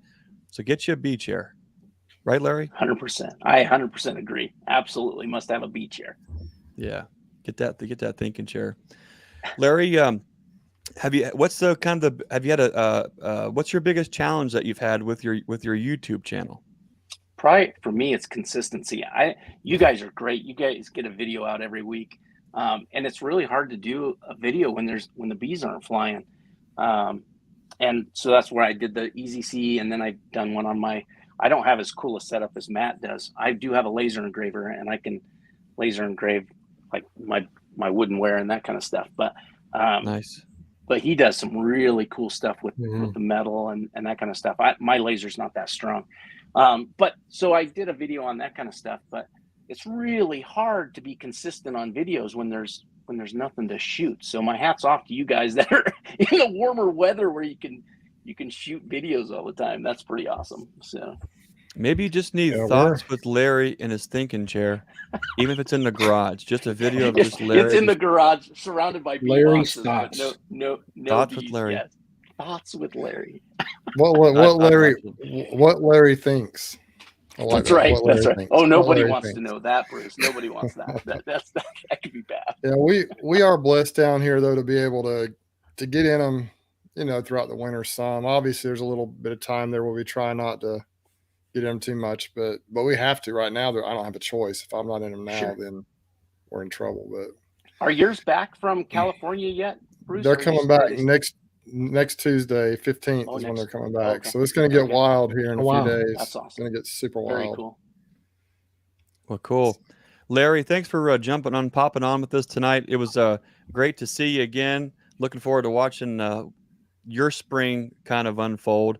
And I guess we will see you around all the places, and we'll definitely see you on the YouTubes. Larry, thanks for popping on with us tonight. Hey, thanks for having me on, fellas. I sure appreciate it. Thanks so much. Larry, take care, buddy. We'll see you around. You guys too. Take care now. Bye-bye. See you, man. You know, these things can go really long, and I could sit here all night long. We've got two more super good dudes on that I really want to get on and talk with. You know, there's all kinds of different scales, I think, with everyone in our community. Everyone from one or two hives, 50, 100. It is absolutely an honor tonight to have the one and only sideliner, Craig Branch. Hey guys, what's up? Hey Craig, how's it going? Good. How are y'all? Pretty good. Good, man.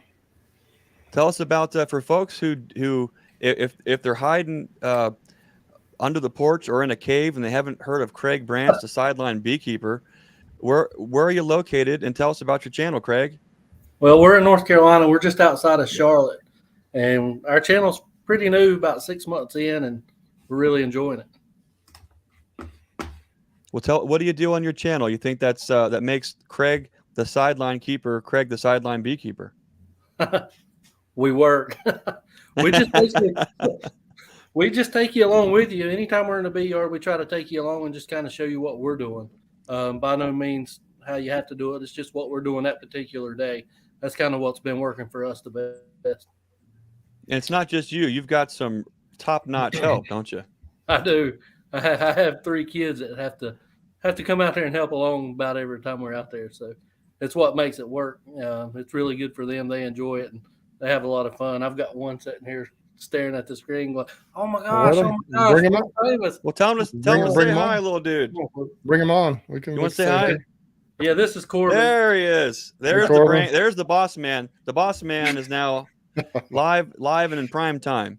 Yeah, he works a lot. Carson does most of the video, and so you normally see me and Corbin, but Carson's really good with the video camera, and he's what makes it all. Enough of Craig. Corbin, what's your favorite thing to do with Dad in the bee yard? I like putting packages in. Oh yeah, this dude's on it. Packages, yeah. That's real fun. So you've probably gotten stung. You've gotten stung before too, haven't you? Yeah. Makes you tough. Yeah.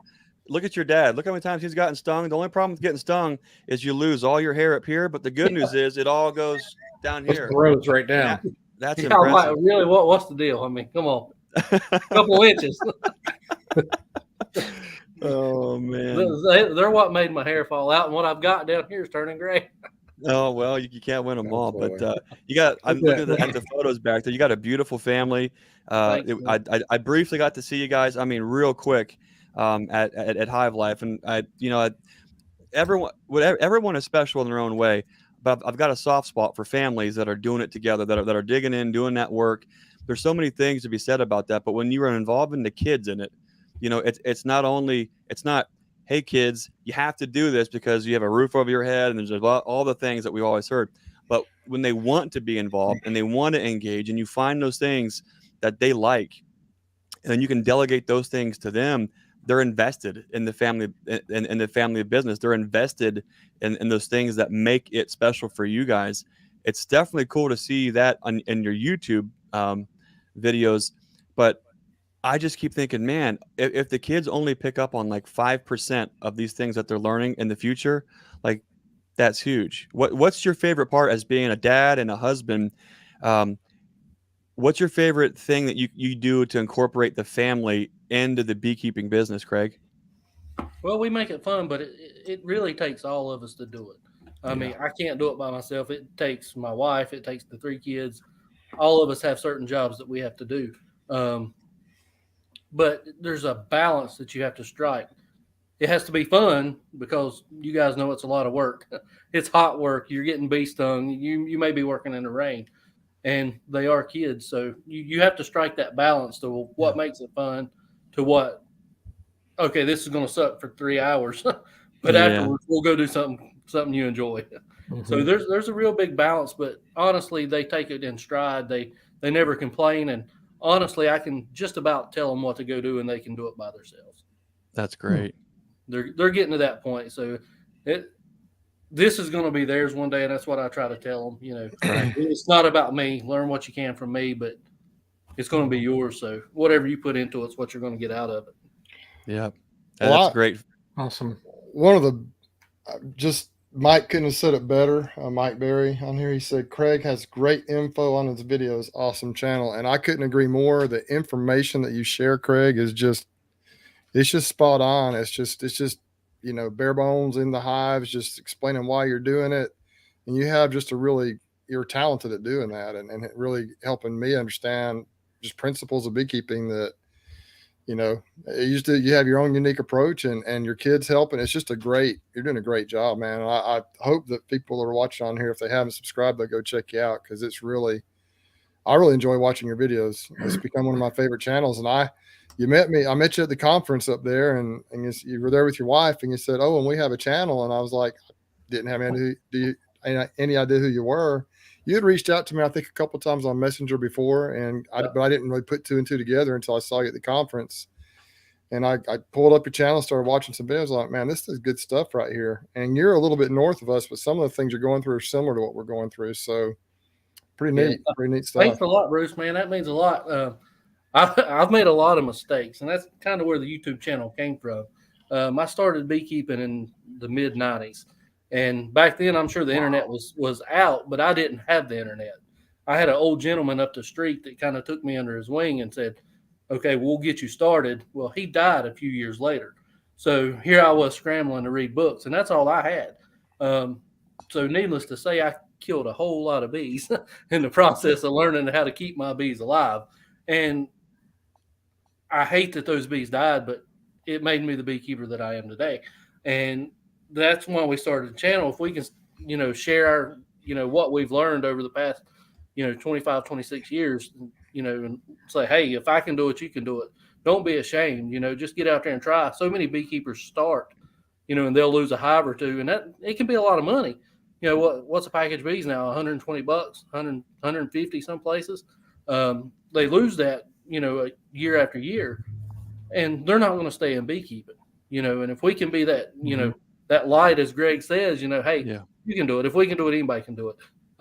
My kids can do it. So you can do it. You just have to put the work in. You have to study bees a little bit, but you can absolutely do it. Mm-hmm. Yeah, that's well said, Craig. There's a lot to be said about that. The things where when you allow yourself to be in a place to where you're okay with taking the risk to see what happens, you can certainly lose some bees and you can learn, but there's also something about, man, when you take that risk, that handful of bees in a queen cell, and you're not quite sure what's going to happen when you're getting started. And the next thing you know, that queen hatches and comes back with a pound of bees, and that box has 3 times the amount of bees than what it was before she went on that mating flight. And you're thinking, oh, man, there is just straight up magic going on. And to be involved a little bit in that and to do it with your kids, I mean, the things that you're learning and passing down to your kids and what you're learning together as a family, you're building something that not very many folks have the opportunity to do. And I think it's just absolutely awesome, Craig. Really do. We're really blessed that they enjoy it. I'm not going to make them do it if they don't want to do it. But since day one, they've always let's go out there and and they get stung and they don't care. They smile, and at the end of the day, they've had fun. So that's all that matters. Well, Craig, thanks for taking some time to pop on with us. Once again, what's your YouTube channel's name? Where can folks find you? The Sideline Beekeeper, Craig Branch. And where can folks, if folks want to find any support you in any other way, do you have any other places they can find you? Facebook, and that's about it. There you go. Facebook and YouTube. Craig, thanks for popping on. I'm looking forward to seeing, because you guys, when your spring happens, it's like it gives me a little bit of a heads up. I look like, okay, dummy, Craig's down there getting busy. You only have a couple more weeks. You better get it together because it's about to happen to you too. So the henbit blooming now, so it's the maples is going out, but we're getting henbit pollen, so it's on us now. The maples are going out. Ours are coming in.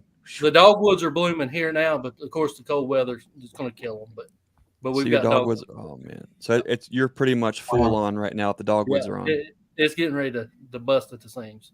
Oh boy, it's hitting here. We're getting it. It's hitting us. Jeez. Wow. Well, Craig, thanks again for popping on. Looking forward to seeing you on the YouTube, sir. Thanks for joining us. Thanks for having us. We'll see you. Thanks. Craig. Take care. How much fun is this?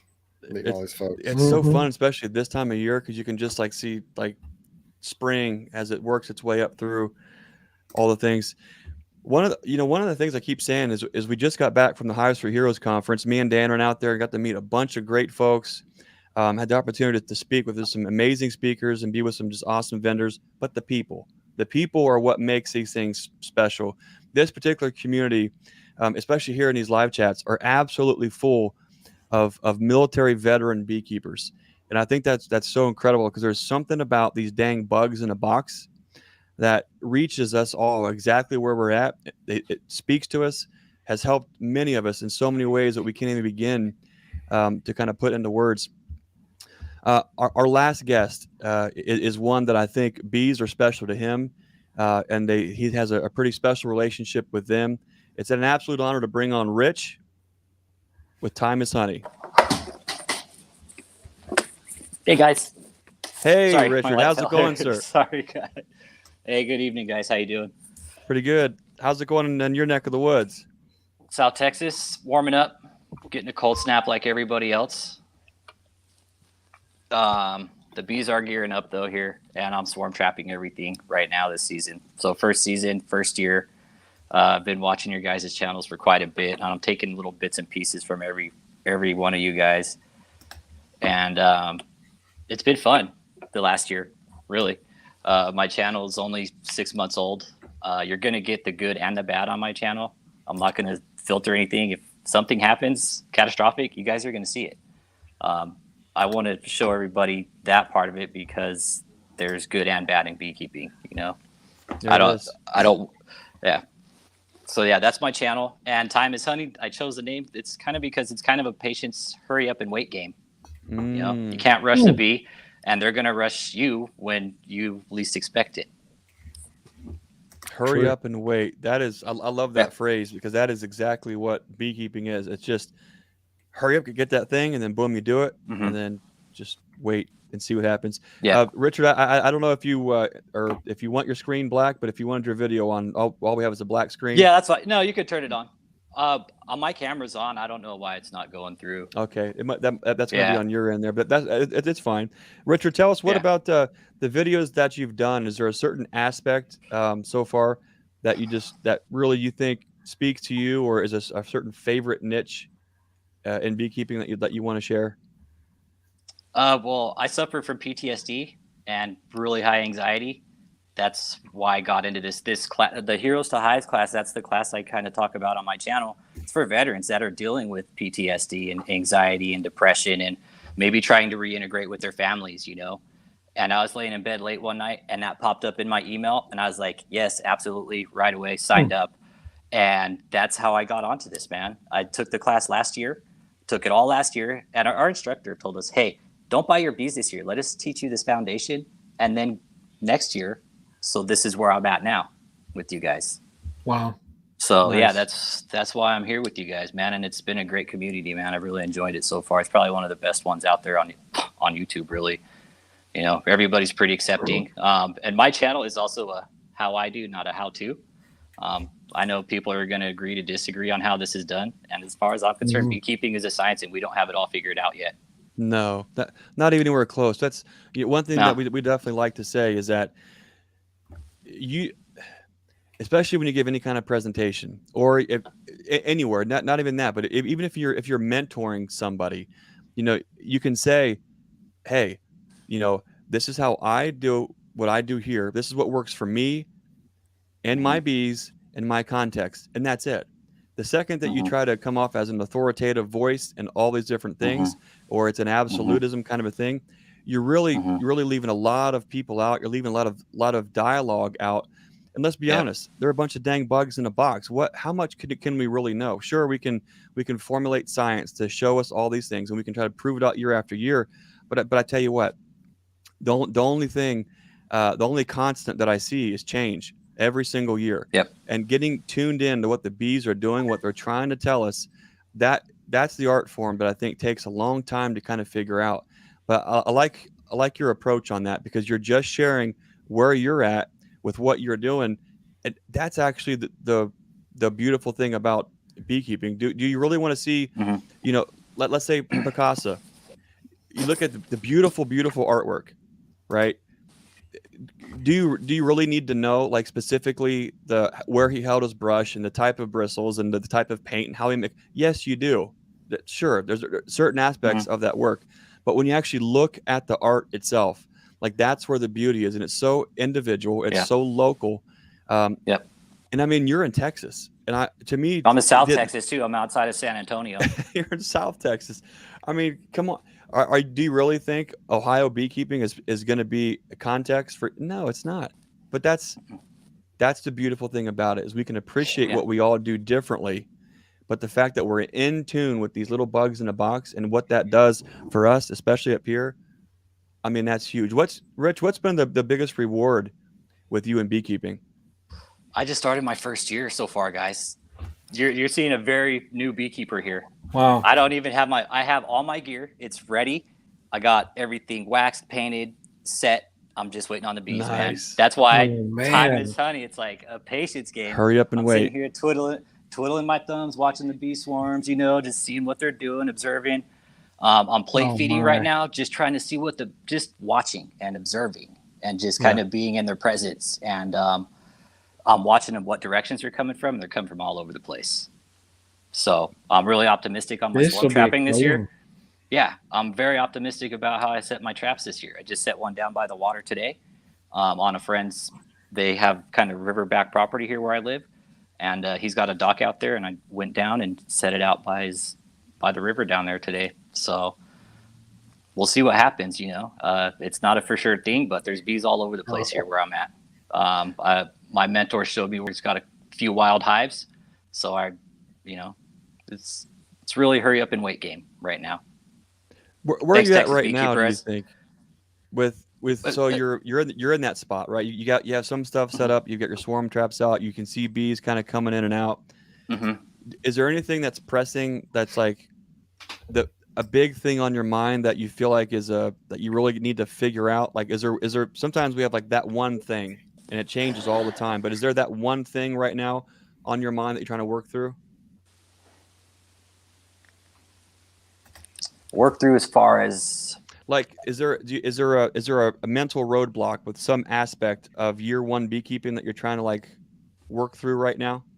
I want to manage the pest the first year. I think that's my biggest thing going into winter, because again, the Heroes to Hives taught us a foundation. And Adam, Greg, I had a good email with you. Apparently, Adam from MSU, it's some sort, and he basically said, "Hey, your first year, prepare for winter." That's the first aspect I'm preparing for and kind of juggling in my mind. How to prepare for that first winter, make sure I have healthy bees, make sure my colonies are strong, going into winter with double the amount of colonies that I want to come out of winter with. That's where I'm at. That's what I'm trying to get my apiary up right now up to about 6 hives, so I can go into winter with 3, and then come out of spring next year with 6 to 8 colonies strong. Yeah, that's awesome. Have you so the Heroes to Hives is a program through Michigan State University. You can get some online education.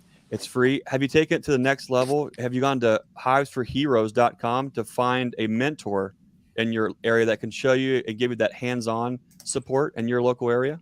I actually found a mentor I had my shirt on that for my channel, and some guy flagged me down at HEB here in Texas and said, "Hey man, my neighbor is a beekeeper. Let me get him your number." So that's how I found my mentor, because I had a really hard time finding a mentor through Heroes to Hives, or for Hives for Heroes. So that I was kind of pushing that on a lot of people who are veterans, like, hey, they need mentors everywhere. I think that's really important to have a mentor. My mentor has 40 years experience, and that's awesome to me. He took me out to his bee yard and let me work on his bees, Right. And that's fantastic. Yeah, it was my first time being in the yard and being down there with them.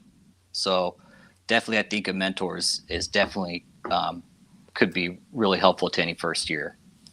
Big time. And not just for the there's a certain with every outlet and every niche of hobbies, of business, of modalities. There's what makes things special is the community. When you can find somebody who can meet you where you're at mentally, physically, spiritually, you name it, and they can help guide you along, not tell you all the things to do, but just guide you along and let you kind of be your own person as you kind of develop.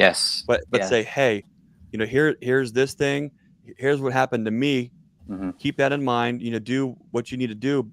That makes the biggest difference. And I think finding a mentor, no matter what aspect of it is in life, that can help guide you through, give you that hands-on. Not only are you going to build a community, but a lot of these situations, you can build a friendship and a relationship that you otherwise is just almost impossible to find. And somehow there's a lot of veterans in this community too. I'm sorry, I didn't mean to interrupt. No, go ahead, please. Walker Bee Ranch, I talk to him all the time.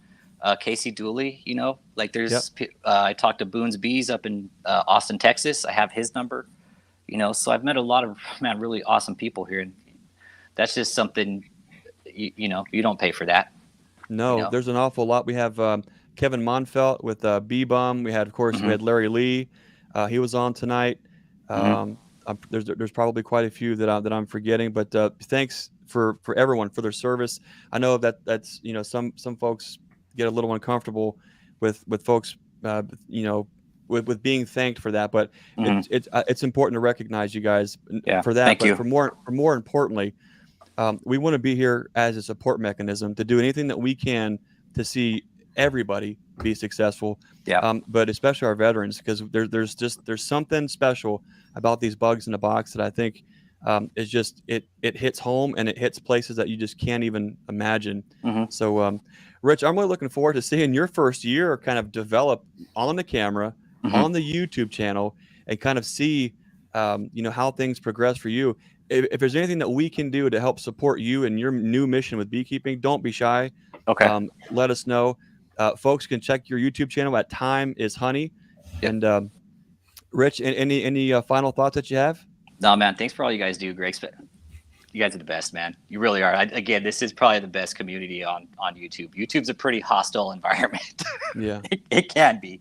But coming here, this is my relief every Wednesday. It really is, guys. I can't thank you enough. And again, the mental health part of that's kind of what my channel is also going to be geared towards, is the mental health aspect of it, and talking about the anxiety issues maybe some of us deal with. There's veterans out there that need to talk about it. Hey guys, it's okay to talk about those things, man. It really 100%. Is.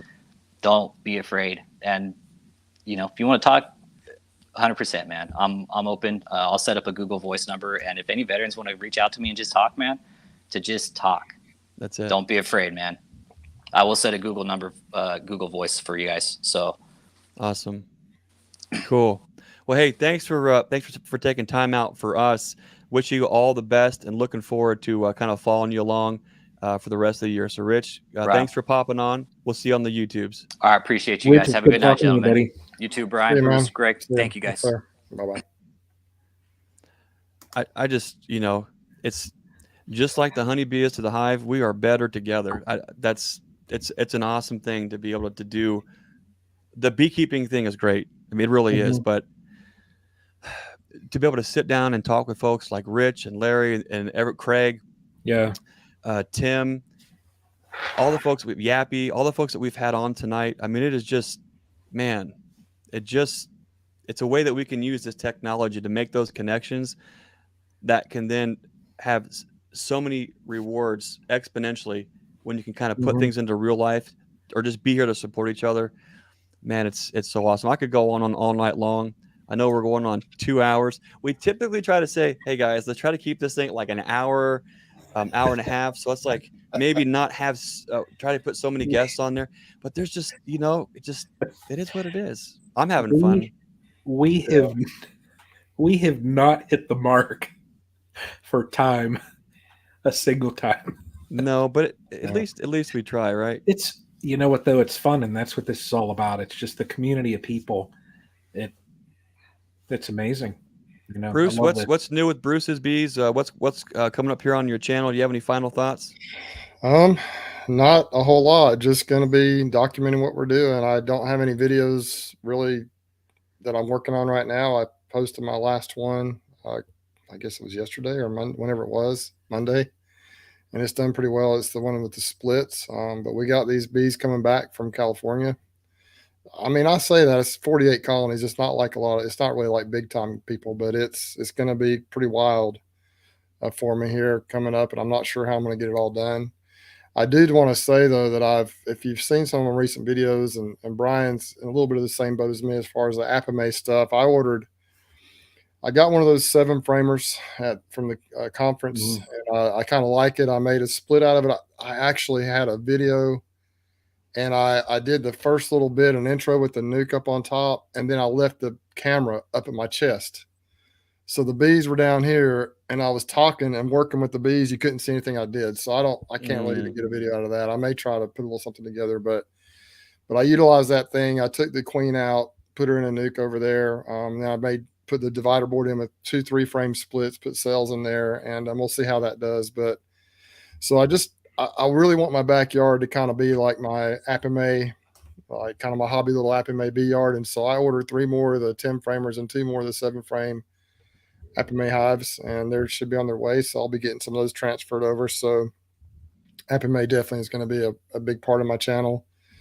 And then of course, just the sideliner expansion, growing, just trying to figure out what to do.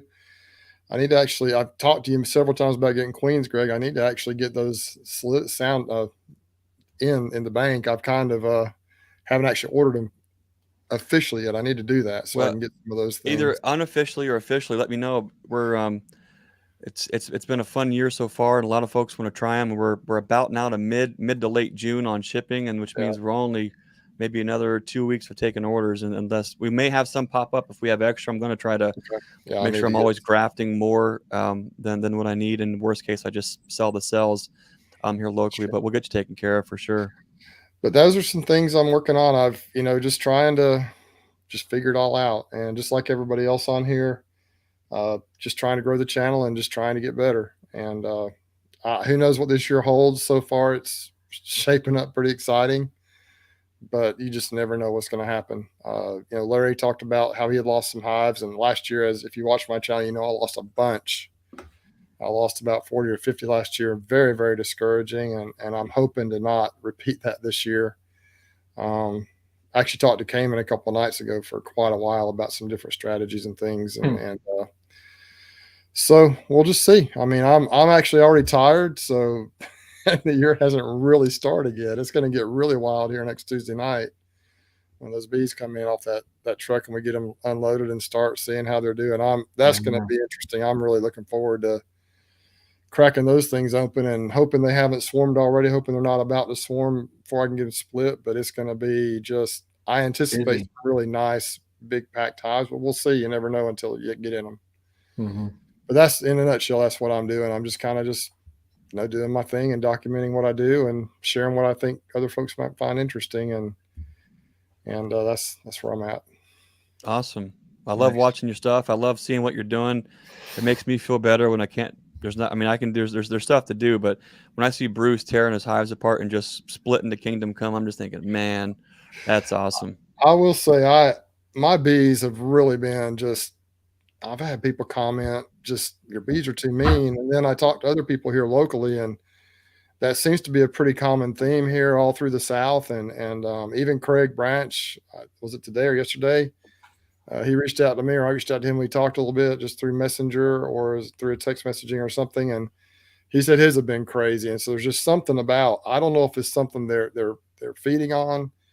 I don't know if it's, there's just, they're growing and there's not enough coming in, that they're frustrated, but the bees are just, they're just chippy right now for some reason. I'm not sure what that is, but they should settle down hopefully pretty soon. You know what the fastest way to settle down an angry hive is? Just don't get in them. Just don't get in them. I'm not saying you should do this, but if you accidentally forget to weight the lid down on about, I don't know, 30 good colonies in the wintertime to give them dry sugar, and they're on top of a ridge, and you have like 50-mile-an-hour winds come through, and they blow the lids off, and they all get rained in. Well, that'll slow them down for sure. You must have had that experience. You speak from. Oh, dude, just anyone who thinks any of us really know what we're doing, boy, you are in for just a big surprise, because it's literally no matter how well you think you do, you have some new challenges, new places, new equipment, new ridges. Look, there's all the new things, and you're getting humbled every single year. I mean, some of the things I've lost hives to this year were just the most ridiculous things that I'm all I can do is almost laugh, because I'm done crying about it. What are you going to do? Whether they're a mean hive, whether they're a dead hive, whether they're a hive that's hunky-dory, that's all part of it, But Brian, what's new? I know you've got a lot going on, but where's the YouTube channel? Like, life gets so real sometimes where it's like, what's going on with my YouTube channel? Are you seriously? I mean, I've got other things going on right now at home, but I'm not worried about that. I get that. Yeah. I mean, the last, you guys know, the last, gosh, I don't know, 5 or 6 days has just been, the brain frying. But I was able to Sunday, get over and check them, and I was surprised.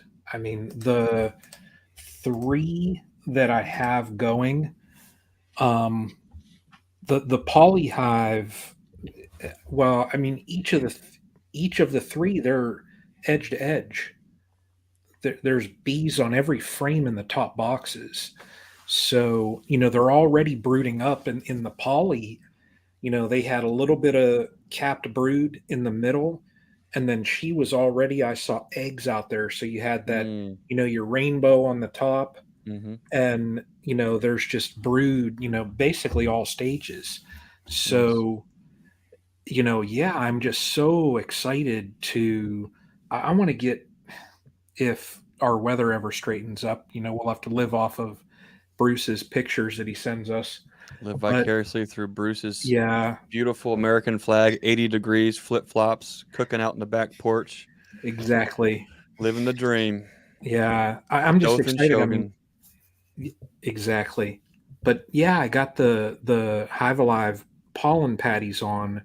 I probably will end up going out and I'm going to cut those. Just that way there's not as much on them. Right. So that if they're slow to take to it, pretty much there's been so many comments, and I appreciate this from everybody that gives me the tips, saying just to watch that. So I'm going to, I think I'm probably going to cut them in thirds, and just so they have a little bit. And then if they start taking it, well, okay, here, I'll give them another third. So, but yeah, I'm just, looking forward to the season getting started. The Langstroths that I had lost, I actually took those in the building today, cleaned them up, cleaned the frames up, the bottom boards and that kind of stuff. So I'm just trying to get, the season's close. So I'm trying to get ready. So. Well, good deal. It's coming your way. When I dropped him off, he had one maple tree that was actually blooming, and his wife Christy said there were bees all over the place the day we came home this past Sunday. Ours are budding, getting ready to just burst open. It's just Man, I can't wait. So it won't be too much longer, Brian. So hang in there. If our maples on our, right out the window here, I think I showed you guys pictures. They're well, I say close, but we're probably, I think, 2 weeks. And that probably holds true, because I think whenever you get a bloom, we're about 2 weeks after. Okay. So week and a half, 2 weeks.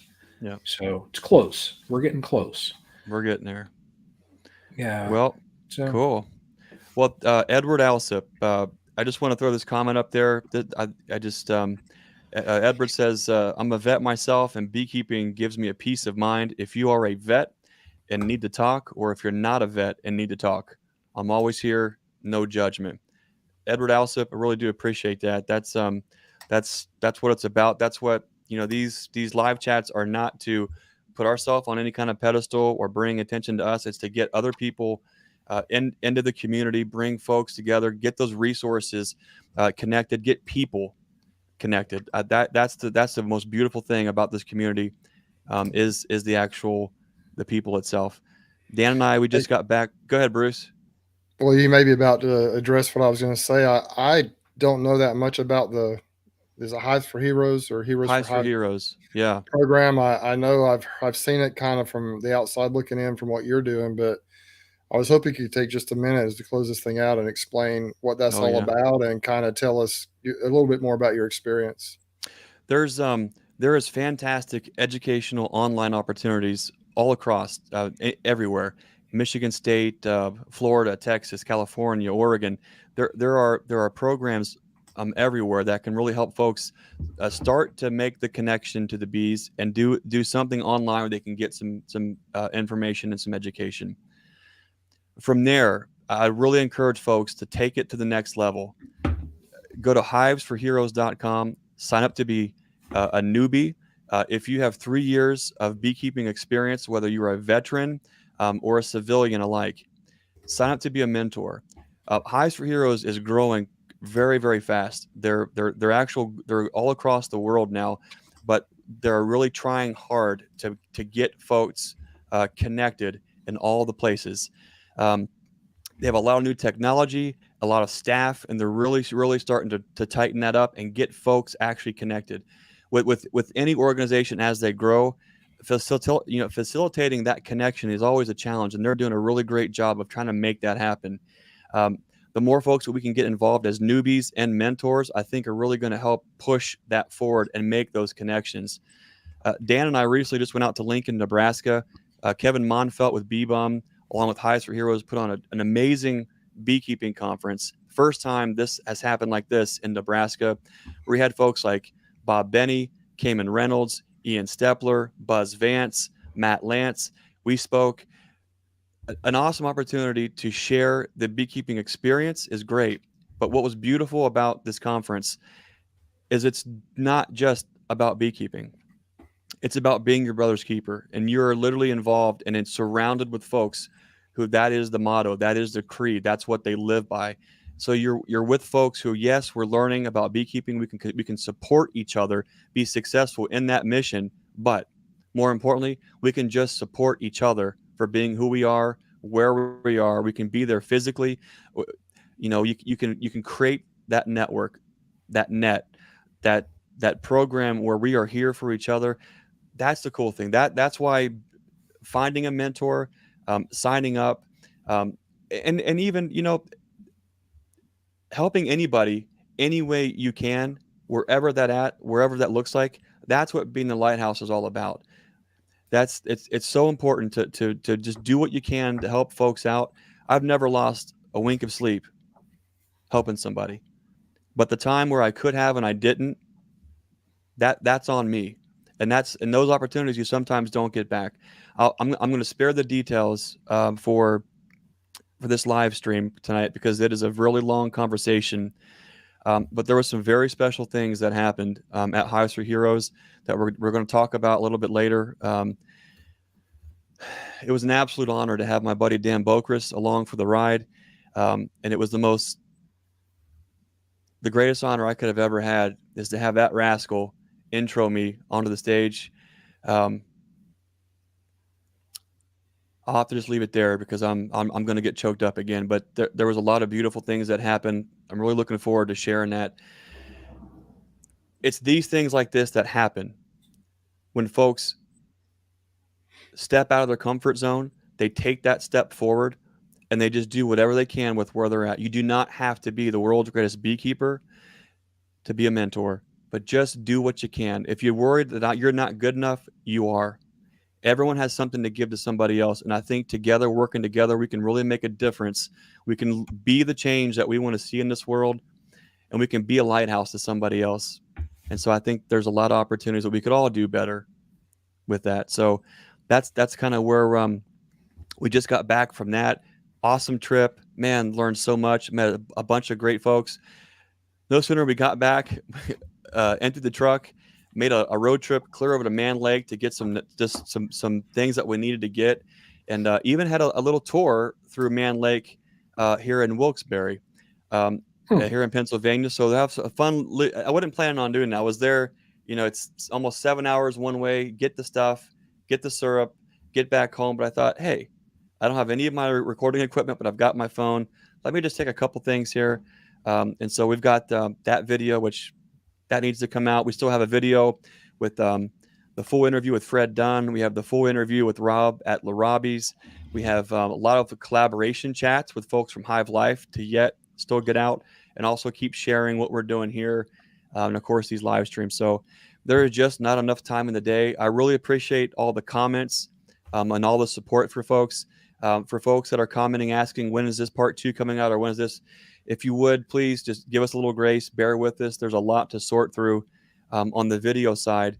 But also, we are now at the absolute cusp of the beekeeping season. If we don't get things right now, as far as equipment, staging, things set up, this is some of the next 3 and 4 weeks are probably the most important in our entire season. So if you don't see us as frequently or as regularly as possible, just know that we are just busy digging in, doing the best that we can. And we just love you guys. We appreciate all your support. Brian and Bruce, man, I can't thank you guys enough for the constant collaboration, the friendship. I love watching your guys' videos and seeing what you're doing. And I'm looking forward to doing a lot more things like this, when we can, where we can. I know, Brian, you have a pretty special interview coming up too, don't you? Next week.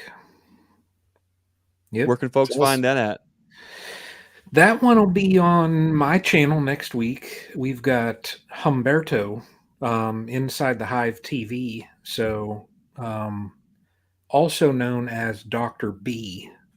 Okay. So I'm so people, if you're watching on my community tab, I have a post on there about next week's live. So if you want to get, definitely get a question out there for Humberto, throw it on that post.